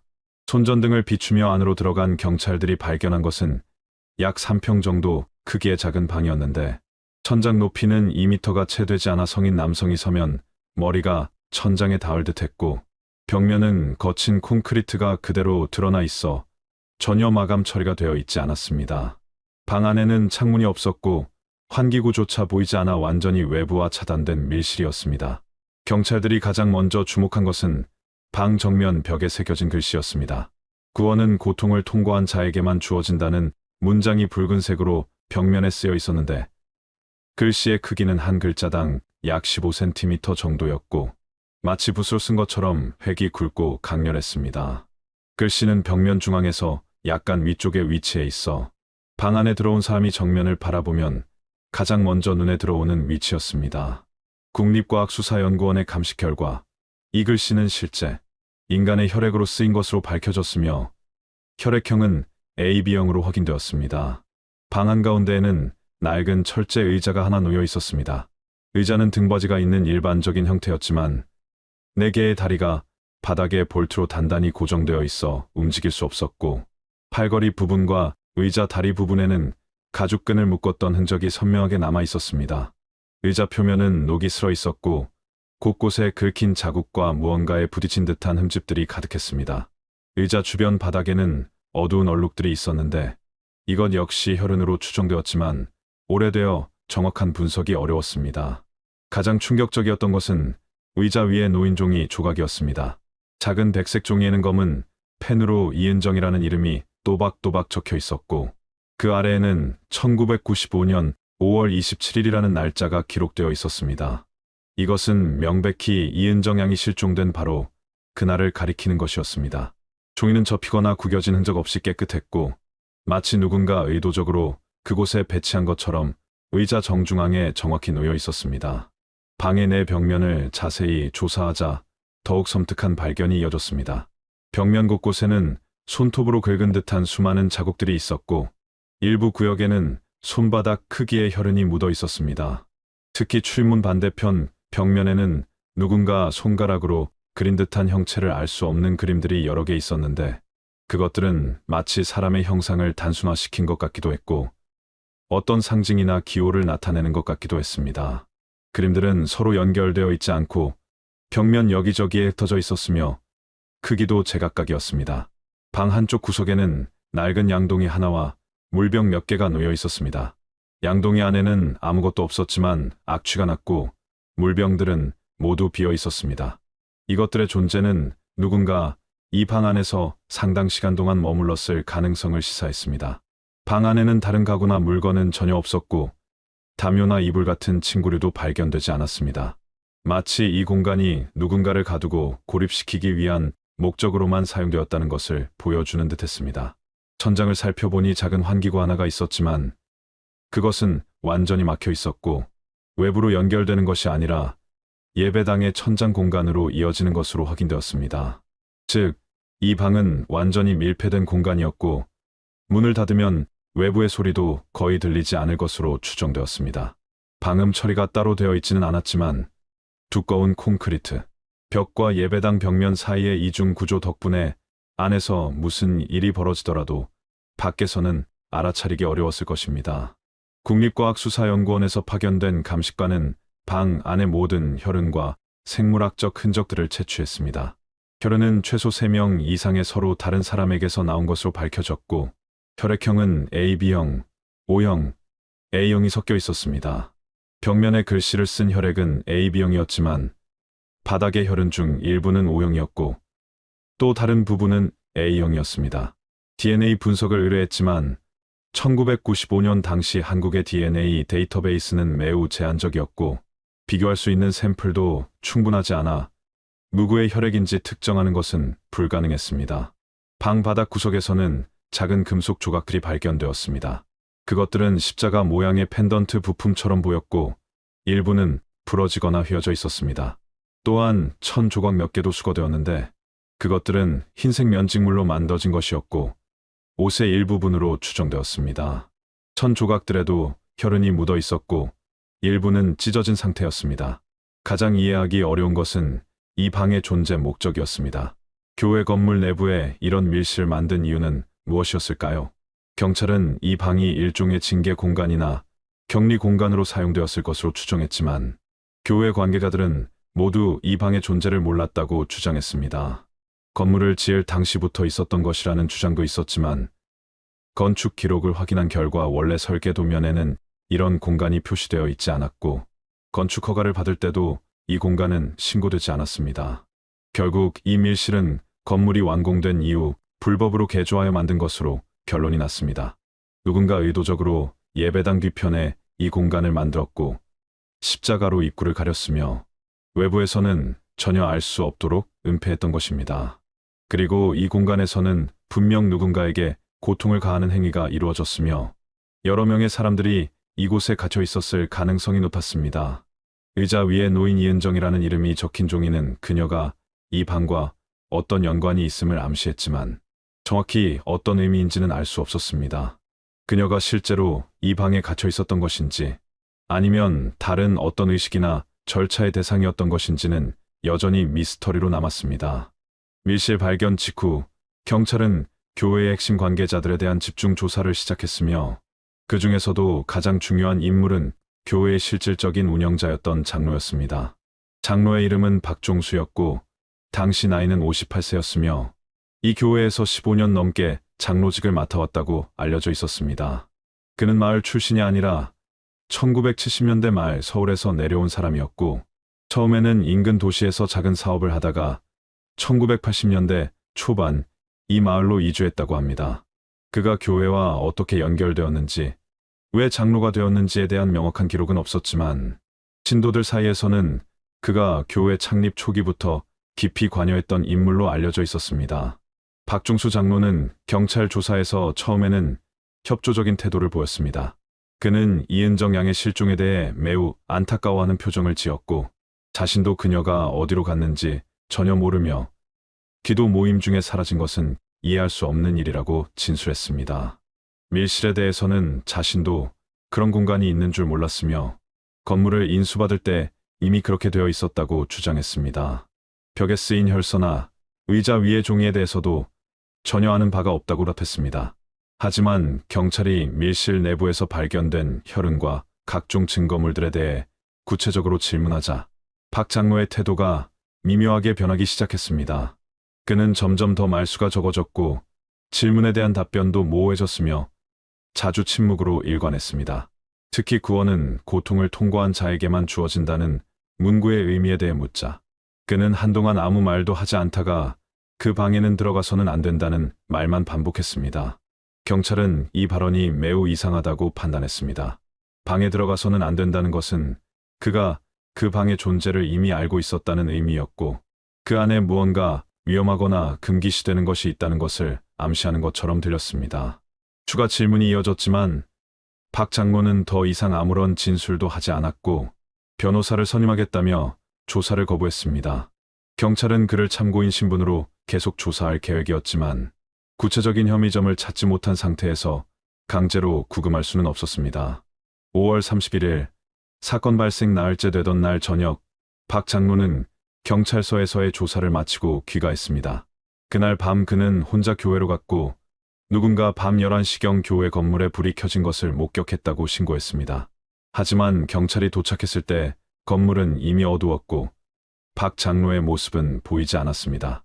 경찰은 그가 집으로 돌아갔을 것으로 생각하고 그의 자택으로 향했지만 그곳에도 그는 없었습니다. 다음 날인 6월 1일 아침 마을 주민 한 명이 교회 종탑 근처를 지나다가 이상한 것을 발견했습니다. 종탑은 교회 본건물과 약 10m 정도 떨어진 곳에 독립적으로 세워진 작은 석조 구조물이었는데 높이는 약 7m 정도였고 꼭대기에는 작은 종이 달려 있었습니다. 종탑 입구 앞에는 평소에 잠겨있던 낡은 나무 문이 활짝 열려 있었고 그 안쪽에서 무언가 흰색의 물체가 보였습니다. 주민이 가까이 다가가 보니 그것은 사람의 시신이었습니다. 박중수 장로였습니다. 그는 종탑 내부 바닥에 누운 채 발견되었고 이미 사망한 상태였습니다. 시신의 상태로 보아 사망 시각은 전날 밤늦은 시간으로 추정되었습니다. 그의 손에는 흰색 봉투 하나가 쥐어져 있었고 봉투 안에는 편지지 한 장이 들어 있었습니다. 편지지에는 파란색 볼펜으로 단 한 줄의 문장이 적혀 있었습니다. 그분이 다시 데려가셨다.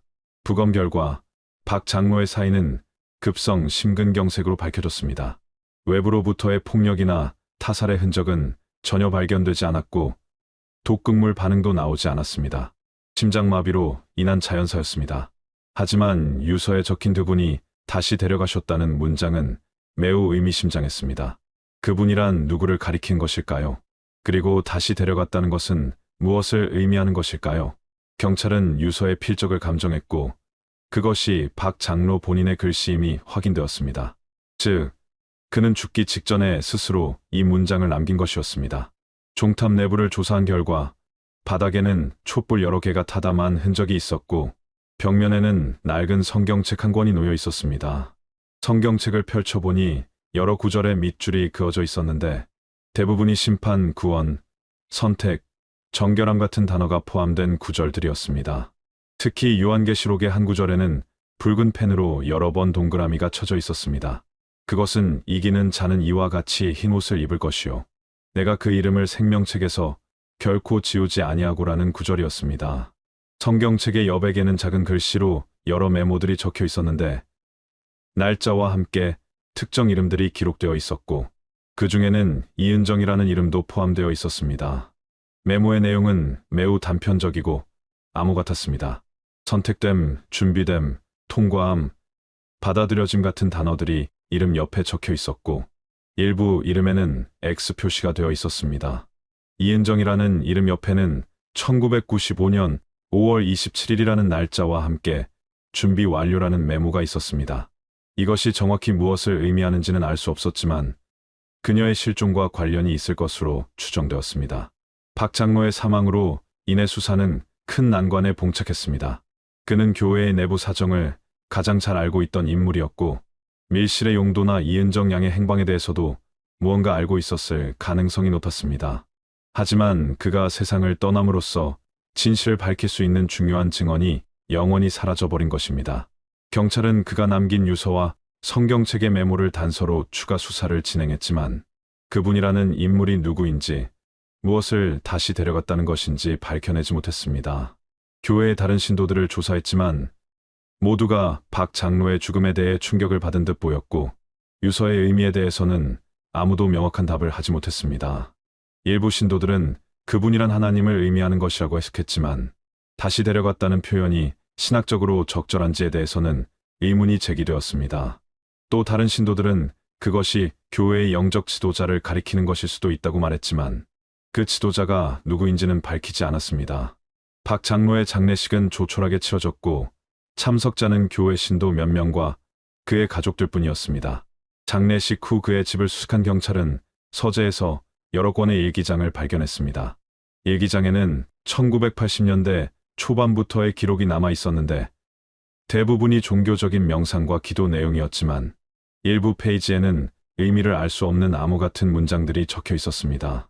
박종수 장로의 갑작스러운 죽음 이후 경찰은 남아있는 교회 신도들과 교역자들을 대상으로 광범위한 조사를 계속했지만 이은정 양의 행방에 대한 결정적인 단서를 찾지 못했습니다. 실종 사건이 발생한 지 2달이 지난 7월 말 수사본부는 사건을 재검토하는 회의를 열었습니다. 밀실에서 발견된 증거들, 박 장로의 유서, 성경책의 메모 등 여러 정황 증거들이 있었지만 이은정 양이 실제로 어디로 갔는지, 누가 그녀를 데려갔는지, 지금 어디에 있는지에 대한 직접적인 증거는 하나도 없었습니다. 교회 건물과 주변 지역에 대한 수색도 여러 차례 반복되었지만 그녀의 흔적은 발견되지 않았습니다. 수사 과정에서 가장 큰 걸림돌은 신도들의 일관된 침묵이었습니다. 기도 모임에 참석했던 15명의 신도들은 모두 검찰 조사를 받았지만 누구 하나 이은정 양이 어떻게 사라졌는지에 대한 구체적인 정보를 제공하지 않았습니다. 그들은 마치 사전에 입을 맞춘 것처럼 동일한 답변만 반복했습니다. 어둠 속에서 기도에 집중하고 있었기 때문에 아무것도 보지 못했고 듣지 못했으며 알지 못한다는 것이었습니다. 일부 신도들에게는 거짓말 탐지기 검사가 실시되었지만 당시 한국에서 거짓말 탐지기 결과는 법적 증거로 인정되지 않았고 검사 결과 자체도 명확하지 않았습니다. 몇몇 신도들은 검사 도중 이상한 반응을 보였지만 그것이 거짓말 때문인지 아니면 단순히 긴장이나 두려움 때문인지 판단하기 어려웠습니다. 8월 중순 검찰은 증거 부족을 이유로 사건을 가출 실종으로 잠정 결론 짓는 방향으로 의견을 모았습니다. 이은정 양이 스스로 교회를 떠났을 가능성, 즉 가출 가능성을 배제할 수 없다는 것이었습니다. 물론 밀실 구조의 예배당에서 어떻게 혼자 빠져나갈 수 있었는지에 대한 의문은 여전히 남아 있었지만 범죄의 명확한 증거가 없는 상황에서 더 이상 수사를 진행하기 어렵다는 판단이었습니다. 이은정 양의 부모는 이러한 결론에 강력히 반발했습니다. 딸이 가출할 이유가 전혀 없었으며 평소 성격도 매우 차분하고 순종적이었고 가족 관계도 원만했다는 것이 그들의 주장이었습니다. 또한 강단 아래에서 발견된 피 묻은 손수건과 신발, 한 짝은 명백히 무언가 비정상적인 일이 발생했음을 보여주는 증거라고 항변했습니다. 하지만 경찰과 검찰은 결정적인 증거가 없는 한 더 이상 수사를 확대하기 어렵다는 입장을 고수했습니다. 9월 초 사건은 공식적으로 미제 사건으로 분류되었고 가출 실종 사건으로 기록되었습니다. 수사본부는 해체되었고 담당 형사 한 명만 이 사건을 계속 추적하도록 배정되었습니다. 언론의 관심도 점차 사그라들었고 몇 달 후에는 지역 신문에서조차 이 사건을 다루지 않게 되었습니다. 교회는 사건 이후 급격히 쇠락했습니다. 신도 수는 절반 이하로 줄어들었고 정기 예배도 제대로 열리지 않았습니다. 박 장로가 사망한 후 교회를 이끌 만한 인물도 없었고 마을 사람들의 곱지 않은 시선 때문에 새로운 신도가 유입되는 일도 없었습니다. 11월 말 교회 건물의 소유주였던 종교법인은 더 이상 이 교회를 운영할 수 없다고 판단하고 폐쇄를 결정했습니다. 12월 중순 교회는 공식적으로 문을 닫았습니다. 남아있던 신도들은 뿔뿔이 흩어졌고 일부는 인근 도시의 다른 교회로 옮겨갔으며 일부는 아예 신앙을 버렸다고 합니다. 교회 건물은 비어있는 채로 방치되었고 겨울 내내 아무도 그곳을 찾지 않았습니다. 창문은 판자로 막혔고 출입문에는 큰 자물쇠가 채워졌습니다. 1996년 봄 지역 주민들 사이에서 교회 건물을 철거해야 한다는 여론이 일었습니다. 불길한 사건이 일어난 장소를 그대로 두는 것은 좋지 않으며 특히 아이들이 호기심에 들어갔다가 사고라도 나면 큰일이라는 우려였습니다. 하지만 건물의 법적 소유권 문제와 철거, 비용 부담 문제로 인해 실행에 옮겨지지 못했습니다. 세월이 흐르면서 교회 건물은 점점 더 황폐해졌습니다. 지붕 일부가 무너져 내렸고 벽면에는 넝쿨이 뒤덮였습니다. 비가 새어들어와 내부는 곰팡이와 습기로 가득했고 야생동물들이 드나드는 흔적도 발견되었습니다. 마을 사람들은 그곳을 귀신 나오는 집이라고 부르며 가까이 가지 않았고 아이들에게도 절대 근처에 가지 말라고 단단히 일렀습니다. 2000년대 초반 지방자치단체는 지역개발 계획의 일환으로 그 일대를 공원으로 조성하기로 결정했습니다. 낡은 교회 건물은 철거되었고 그 자리에는 잔디밭과 산책로가 만들어졌습니다. 공원 조성 공사 중에 땅속에서 몇 가지 물건들이 발견되었는데 낡은 십자가 조각, 성경책 파편, 그리고 정체를 알 수 없는 금속 물체 등이었습니다. 이것들은 모두 폐기 처분되었고 특별한 조사는 이루어지지 않았습니다. 공원이 완성된 것은 2003년 여름이었습니다. 이제 그곳은 평범한 동네 공원이 되었고 주민들은 산책을 하거나 운동을 하기 위해 그곳을 찾았습니다. 어린이 놀이터도 설치되었고 벤치와 가로등도 곳곳에 배치되었습니다. 과거 그곳에서 무슨 일이 있었는지 아는 사람은 점점 줄어들었고 새로 이사 온 주민들은 그런 역사가 있었다는 사실조차 모르는 경우가 대부분이었습니다. 이은정 양의 부모는 딸을 찾기 위해 오랫동안 노력했습니다. 실종자 찾기 단체에 의뢰하고 전국 각지의 미제 사건들을 뒤지고 비슷한 실종 사건이 발생할 때마다 혹시나 하는 마음으로 확인했습니다. 하지만 그녀에 대한 어떤 정보도 나타나지 않았습니다. 세월이 흐르면서 부모도 나이가 들었고 점차 희망을 잃어갔습니다. 2004년 봄 이은정 양의 아버지가 지병으로 세상을 떠났습니다. 그는 죽는 순간까지 딸을 만나지 못했고 그것이 평생의 한으로 남았습니다. 어머니는 혼자 남아 여전히 딸을 기다렸지만 건강이 악화되면서 더 이상 적극적으로 딸을 찾아다니기 어려워졌습니다. 그녀는 가끔 공원이 된 옛 교회 터를 찾아가 그곳에 앉아 있곤 했습니다. 혹시 딸이 돌아온다면 이곳으로 올 것이라는 희미한 희망을 품고서였습니다. 사건은 이렇게 사람들의 기억에서 서서히 잊혀져 왔습니다. 1995년 5월 27일 밤에 무슨 일이 일어났는지, 이은정 양은 어디로 갔는지, 밀실의 진짜 목적은 무엇이었는지, 박 장로가 남긴 유서의 의미는 무엇인지, 이 모든 것들은 영원히 풀리지 않는 수수께끼로 남는 듯 보였습니다. 세상은 계속 돌아갔고 새로운 사건들이 발생했으며 오래된 미제 사건은 점점 더 깊은 과거 속으로 묻혀갔습니다. 2005년 7월 전라북도 산악지대의 깊숙한 곳에서 예상치 못한 발견이 이루어졌습니다. 등산객 몇 명이 정규 등산로를 벗어나 탐험하던 중 울창한 숲속 계곡 너머에 거대한 건물군이 있다는 것을 우연히 발견했습니다.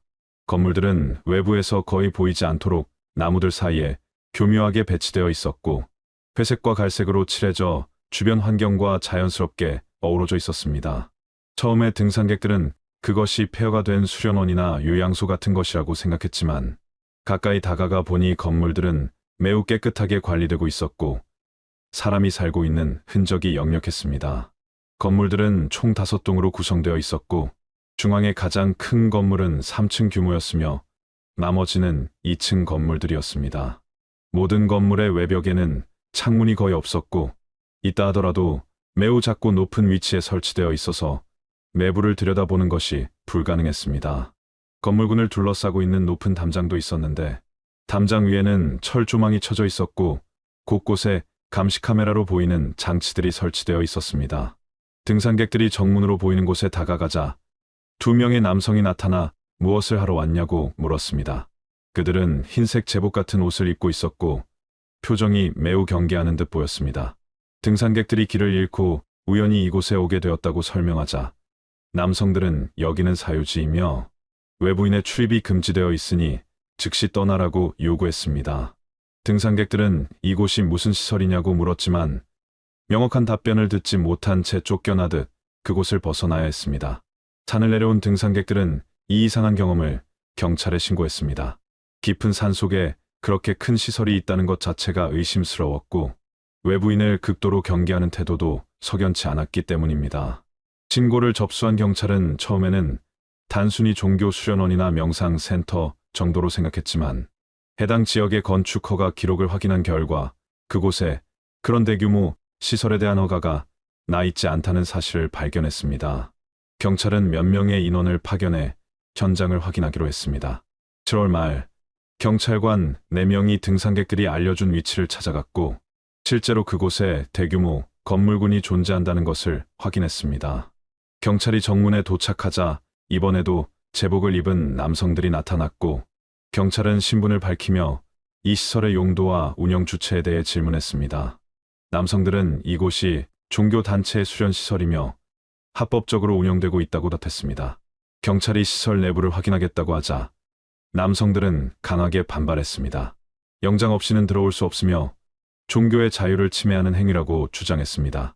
실제로 경찰은 수색 영장을 준비해 오지 않은 상태였고 명확한 범죄 혐의가 없는 상황에서 강제로 진입할 수는 없었습니다. 경찰은 일단 물러났지만 이 시설에 대한 정밀 조사가 필요하다고 판단하고 상부에 보고했습니다. 며칠 후 경찰은 건축법 위반 혐의로 행정조사를 실시하기로 결정했습니다.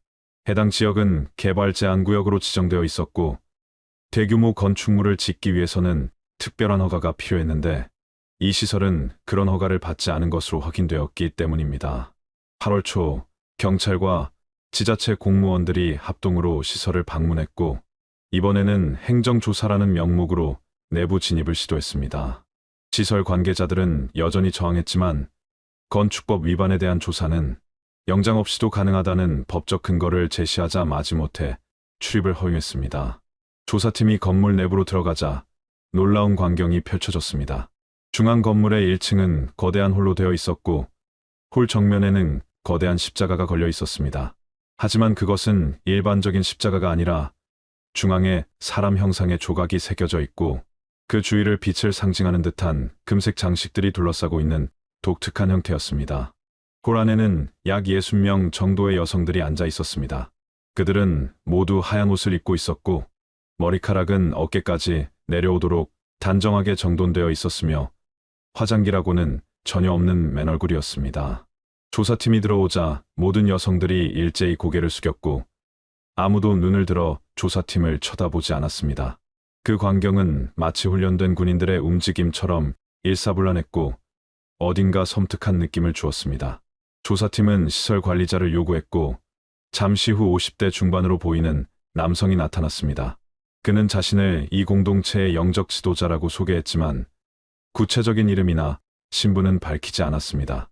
조사팀이 이 시설의 정확한 명칭과 법적 등록 여부를 묻자 그는 이곳은 교회궁이라고 불리는 곳이며 순수한 영혼들이 모여 하늘의 빛을 받기 위해 수행하는 곳이라고 설명했습니다. 교회궁이라는 명칭 자체가 매우 이례적이었습니다. 일반적으로 교회나 성당 같은 종교 시설은 특정한 명명 규칙을 따르지만 궁이라는 단어를 사용하는 것은 극히 드문 일이었습니다. 조사팀은 이곳에 거주하는 사람들의 명단과 법적 거주 신고 여부를 확인하고자 했지만 관리자는 개인정보 보호를 이유로 제공을 거부했습니다. 2층과 3층을 둘러본 결과 그곳은 기숙사처럼 구성되어 있었습니다. 좁은 방들이 복도 양쪽으로 길게 늘어서 있었고 각 방에는 2단 침대가 설치되어 있었으며 다른 가구는 거의 없었습니다. 방들은 매우 깨끗했지만 삭막했고 개인적인 물건이라고는 거의 보이지 않았습니다. 벽에는 어떤 장식도 없었고 사진이나 포스터도 붙어 있지 않았습니다. 특히 조사팀의 관심을 끈 것은 여성들의 표정과 태도였습니다. 그들은 질문을 받아도 거의 대답하지 않았고, 대답을 하더라도 매우 짧고 기계적인 답변만 했습니다. 눈빛에는 생각 없었고, 마치 어떤 최면이나 세뇌 상태에 있는 것처럼 보였습니다. 몇몇 여성에게 이곳에 어떻게 오게 되었는지, 언제든 나갈 수 있는지 물었지만, 그들은 자신들이 스스로 선택해서 왔으며, 이곳이야말로 진정한 구원이 있는 곳이라는 답변만 반복했습니다. 조사팀은 이 시설이 단순한 종교 수련원이 아니라 사이비 종교 집단의 근거지일 가능성이 높다고 판단했습니다. 하지만 당장 불법적인 행위를 목격한 것은 아니었고, 거주자들도 강제로 억류되어 있다는 명확한 증거를 찾지 못했습니다. 건축법 위반에 대해서는 시정명령을 내렸지만, 그것만으로는 이 집단의 실체를 밝히기에 충분하지 않았습니다. 교회궁에 대한 첫 조사가 이루어진 지 불과 며칠 후인 8월 6일 새벽, 인근 마을에 한 민가의 젊은 여성 한 명이 나타났습니다. 그녀는 온몸이 땀에 젖어 있었고 맨발이었으며 입고 있던 흰색 옷은 여러 곳이 찢어져 있었습니다. 새벽 5시경 대문을 두드리는 소리에 잠에서 깬 집주인이 문을 열자 여성은 그 자리에 주저앉으며 경찰에 신고해달라고 애원했습니다. 집주인은 즉시 112에 신고했고 20분 후 경찰이 도착했을 때 여성은 집 마루에 앉아 몸을 부들부들 떨고 있었습니다. 경찰은 여성을 안전한 장소로 이동시킨 후 진술을 청취하기 시작했습니다. 여성의 이름은 김민이었고 나이는 28살이었으며 서울 출신이었습니다. 그녀는 3년 전인 2002년 여름에 교회궁에 들어갔다고 했습니다. 처음에는 단순히 깊은 신앙생활을 하고 싶어서 자원해서 산 것이었지만 시간이 지나면서 그곳이 정상적인 종교 공동체가 아니라는 것을 깨달았다고 진술했습니다. 김민희의 증언에 따르면 교회궁에는 엄격한 위계 질서가 존재했습니다. 최상층에는 교주라고 불리는 한 명의 남성이 있었고 그 아래에는 사도라고 불리는 5명의 남성 간부들이 있었으며 그 아래에는 집사라고 불리는 10명 정도의 여성 보조자들이 있었습니다. 나머지 모든 여성들은 순례자로 불렸고 그들은 아무런 의사결정권이 없었으며 절대적인 복종만이 요구되었습니다. 일과는 매우 엄격하게 통제되었습니다. 새벽 4시에 기상해서 첫 번째 기도 시간을 가졌고 5시부터 7시까지는 청소와 식사 준비 같은 노동을 했습니다. 아침 식사 후에는 경전 공부라는 이름으로 교주가 직접 쓴 문서들을 암송하고 해석하는 시간이 이어졌습니다. 점심 식사 후에는 다시 노동 시간이 있었고 저녁에는 집단 기도 시간이 몇 시간씩 계속되었습니다. 밤 10시가 되어야 취침할 수 있었지만 때로는 자정을 넘어서까지 기도가 계속되기도 했습니다. 외부와의 접촉은 완전히 차단되어 있었습니다. 휴대전화는 입소와 동시에 모두 압수되었고 편지를 쓰는 것도 금지되었으며 가족에게 연락하고 싶으면 집사를 통해 허가를 받아야 했지만 실제로 허가가 나는 경우는 거의 없었습니다. 텔레비전이나 라디오 같은 매체도 전혀 없었고 신문이나 잡지도 들여올 수 없었습니다. 외부 세계에서 무슨 일이 벌어지는지 전혀 알 수 없는 완전한 고립 상태였습니다. 가장 충격적인 것은 김민희가 밝힌 성적 학대에 관한 증언이었습니다. 그녀는 울먹이며 말했습니다. 교주는 자신이 하늘의 빛을 전달하는 유일한 통로라고 주장하면서 선택된 여성들과 육체적 결합을 통해 영적 정화가 이루어진다고 가르쳤다는 것입니다. 매달 몇 명씩 여성들이 선택되었고 그들은 특별한 의식에 참여해야 했습니다. 거부하는 것은 상상할 수도 없었고 만약 거부하면 집단으로부터 격리되어 식사도 제대로 주어지지 않았으며 때로는 폭력적인 징계가 가해지기도 했습니다. 김민희 자신도 입소한 지 6개월 만에 처음으로 선택되었고 그 이후로도 여러 차례 그런 의식에 참여해야 했다고 진술했습니다. 의식은 밤에 이루어졌고 중앙 건물 3층의 특별한 방에서 진행되었습니다. 방 안에는 붉은 조명만 있었고 벽면에는 이상한 그림들이 그려져 있었으며 교주는 의식 중에 계속해서 기도문 같은 것을 암송했다고 합니다. 의식이 끝나면 여성들은 다른 사람들에게 그 일에 대해 절대 말하지 말라는 경고를 받았습니다. 더욱 끔찍한 것은 여신이라고 불리는 특별한 여성의 존재였습니다. 김민희의 증언에 따르면 교회궁에는 다른 여성들과 완전히 분리되어 생활하는 한 명의 여성이 있었습니다. 그녀는 일반 순례자들이 거주하는 공간이 아니라 중앙 건물 3층의 특별한 구역에 혼자 머물렀고 식사도 혼자 했으며 다른 사람들과 대화하는 것도 금지되어 있었습니다. 그녀를 직접 본 사람은 거의 없었지만 가끔 복도에서 마주치는 일이 있었는데 그녀는 항상 고개를 숙이고 있었고 누구와도 눈을 마주치지 않았습니다. 교주는 이 여신이 가장 순수한 영혼을 가진 존재이며 오랜 고통과 정화의 과정을 거쳐 빛을 받아들인 완전한 존재라고 가르쳤습니다. 그녀는 교회궁의 영적 중심이며 그녀가 있기 때문에 이곳에 하늘의 축복이 내려온다는 것이었습니다. 일반 순례자들은 그녀를 숭배하도록 교육받았고 매일 저녁 기도 시간에는 여신을 위한 기도를 따로 올려야 했습니다. 김민희는 몇 번인가 복도에서 여신을 우연히 본 적이 있었는데 그녀의 얼굴이 유난히 창백했고 눈빛이 공허했다고 기억했습니다. 그리고 어느 날 밤 잠을 자다가 이상한 소리에 깨어났을 때 복도 끝에서 두 명의 사도가 여신을 어딘가로 데려가는 모습을 목격했습니다. 여신은 저항하지 않고 순순히 따라갔지만 그 모습이 마치 자신의 의지가 없는 인형 같았다고 합니다. 다음 날 아침 다른 순례자들 사이에서 여신이 밤마다 교주에게 끌려간다는 소문이 돌았지만 아무도 감히 그것에 대해 공개적으로 이야기하지 못했습니다. 김민희가 탈출을 결심한 것은 한 달 전쯤이었습니다. 어느 날 저녁 새로 들어온 젊은 여성이 의식을 거부하며 울부짖는 소리를 들었고 그 여성이 여러 명에게 끌려가는 모습을 보았습니다. 그날 밤 내내 어딘가에서 비명소리가 들렸고 다음 날 그 여성은 완전히 다른 사람처럼 변해 있었습니다. 말도 하지 않았고 눈빛도 사라져 있었으며 마치 영혼이 빠져나간 것 같았습니다. 그 광경을 보고 김민희는 자신도 결국 저렇게 될 것이라는 공포를 느꼈습니다. 탈출 계획은 신중하게 세워뒀습니다. 시설 주변의 경비는 삼엄했지만 새벽 시간에는 상대적으로 느슨했습니다. 김민희는 몇 주 동안 새벽 기도 시간 후 화장실에 간다는 핑계로 건물 구조와 경비 패턴을 파악했습니다. 담장 뒤편에 나무가 우거진 곳이 있었고 그곳은 감시 카메라의 사각지대였습니다. 8월 5일 새벽 기도가 끝나고 모두가 잠시 휴식을 취하는 시간에 김민희는 조용히 건물을 빠져나왔습니다. 담장을 넘는 것은 쉽지 않았습니다. 높이가 3m는 되었고 위에는 철조망이 있었습니다. 하지만 그녀는 근처에 쌓여있던 나무 상자들을 이용해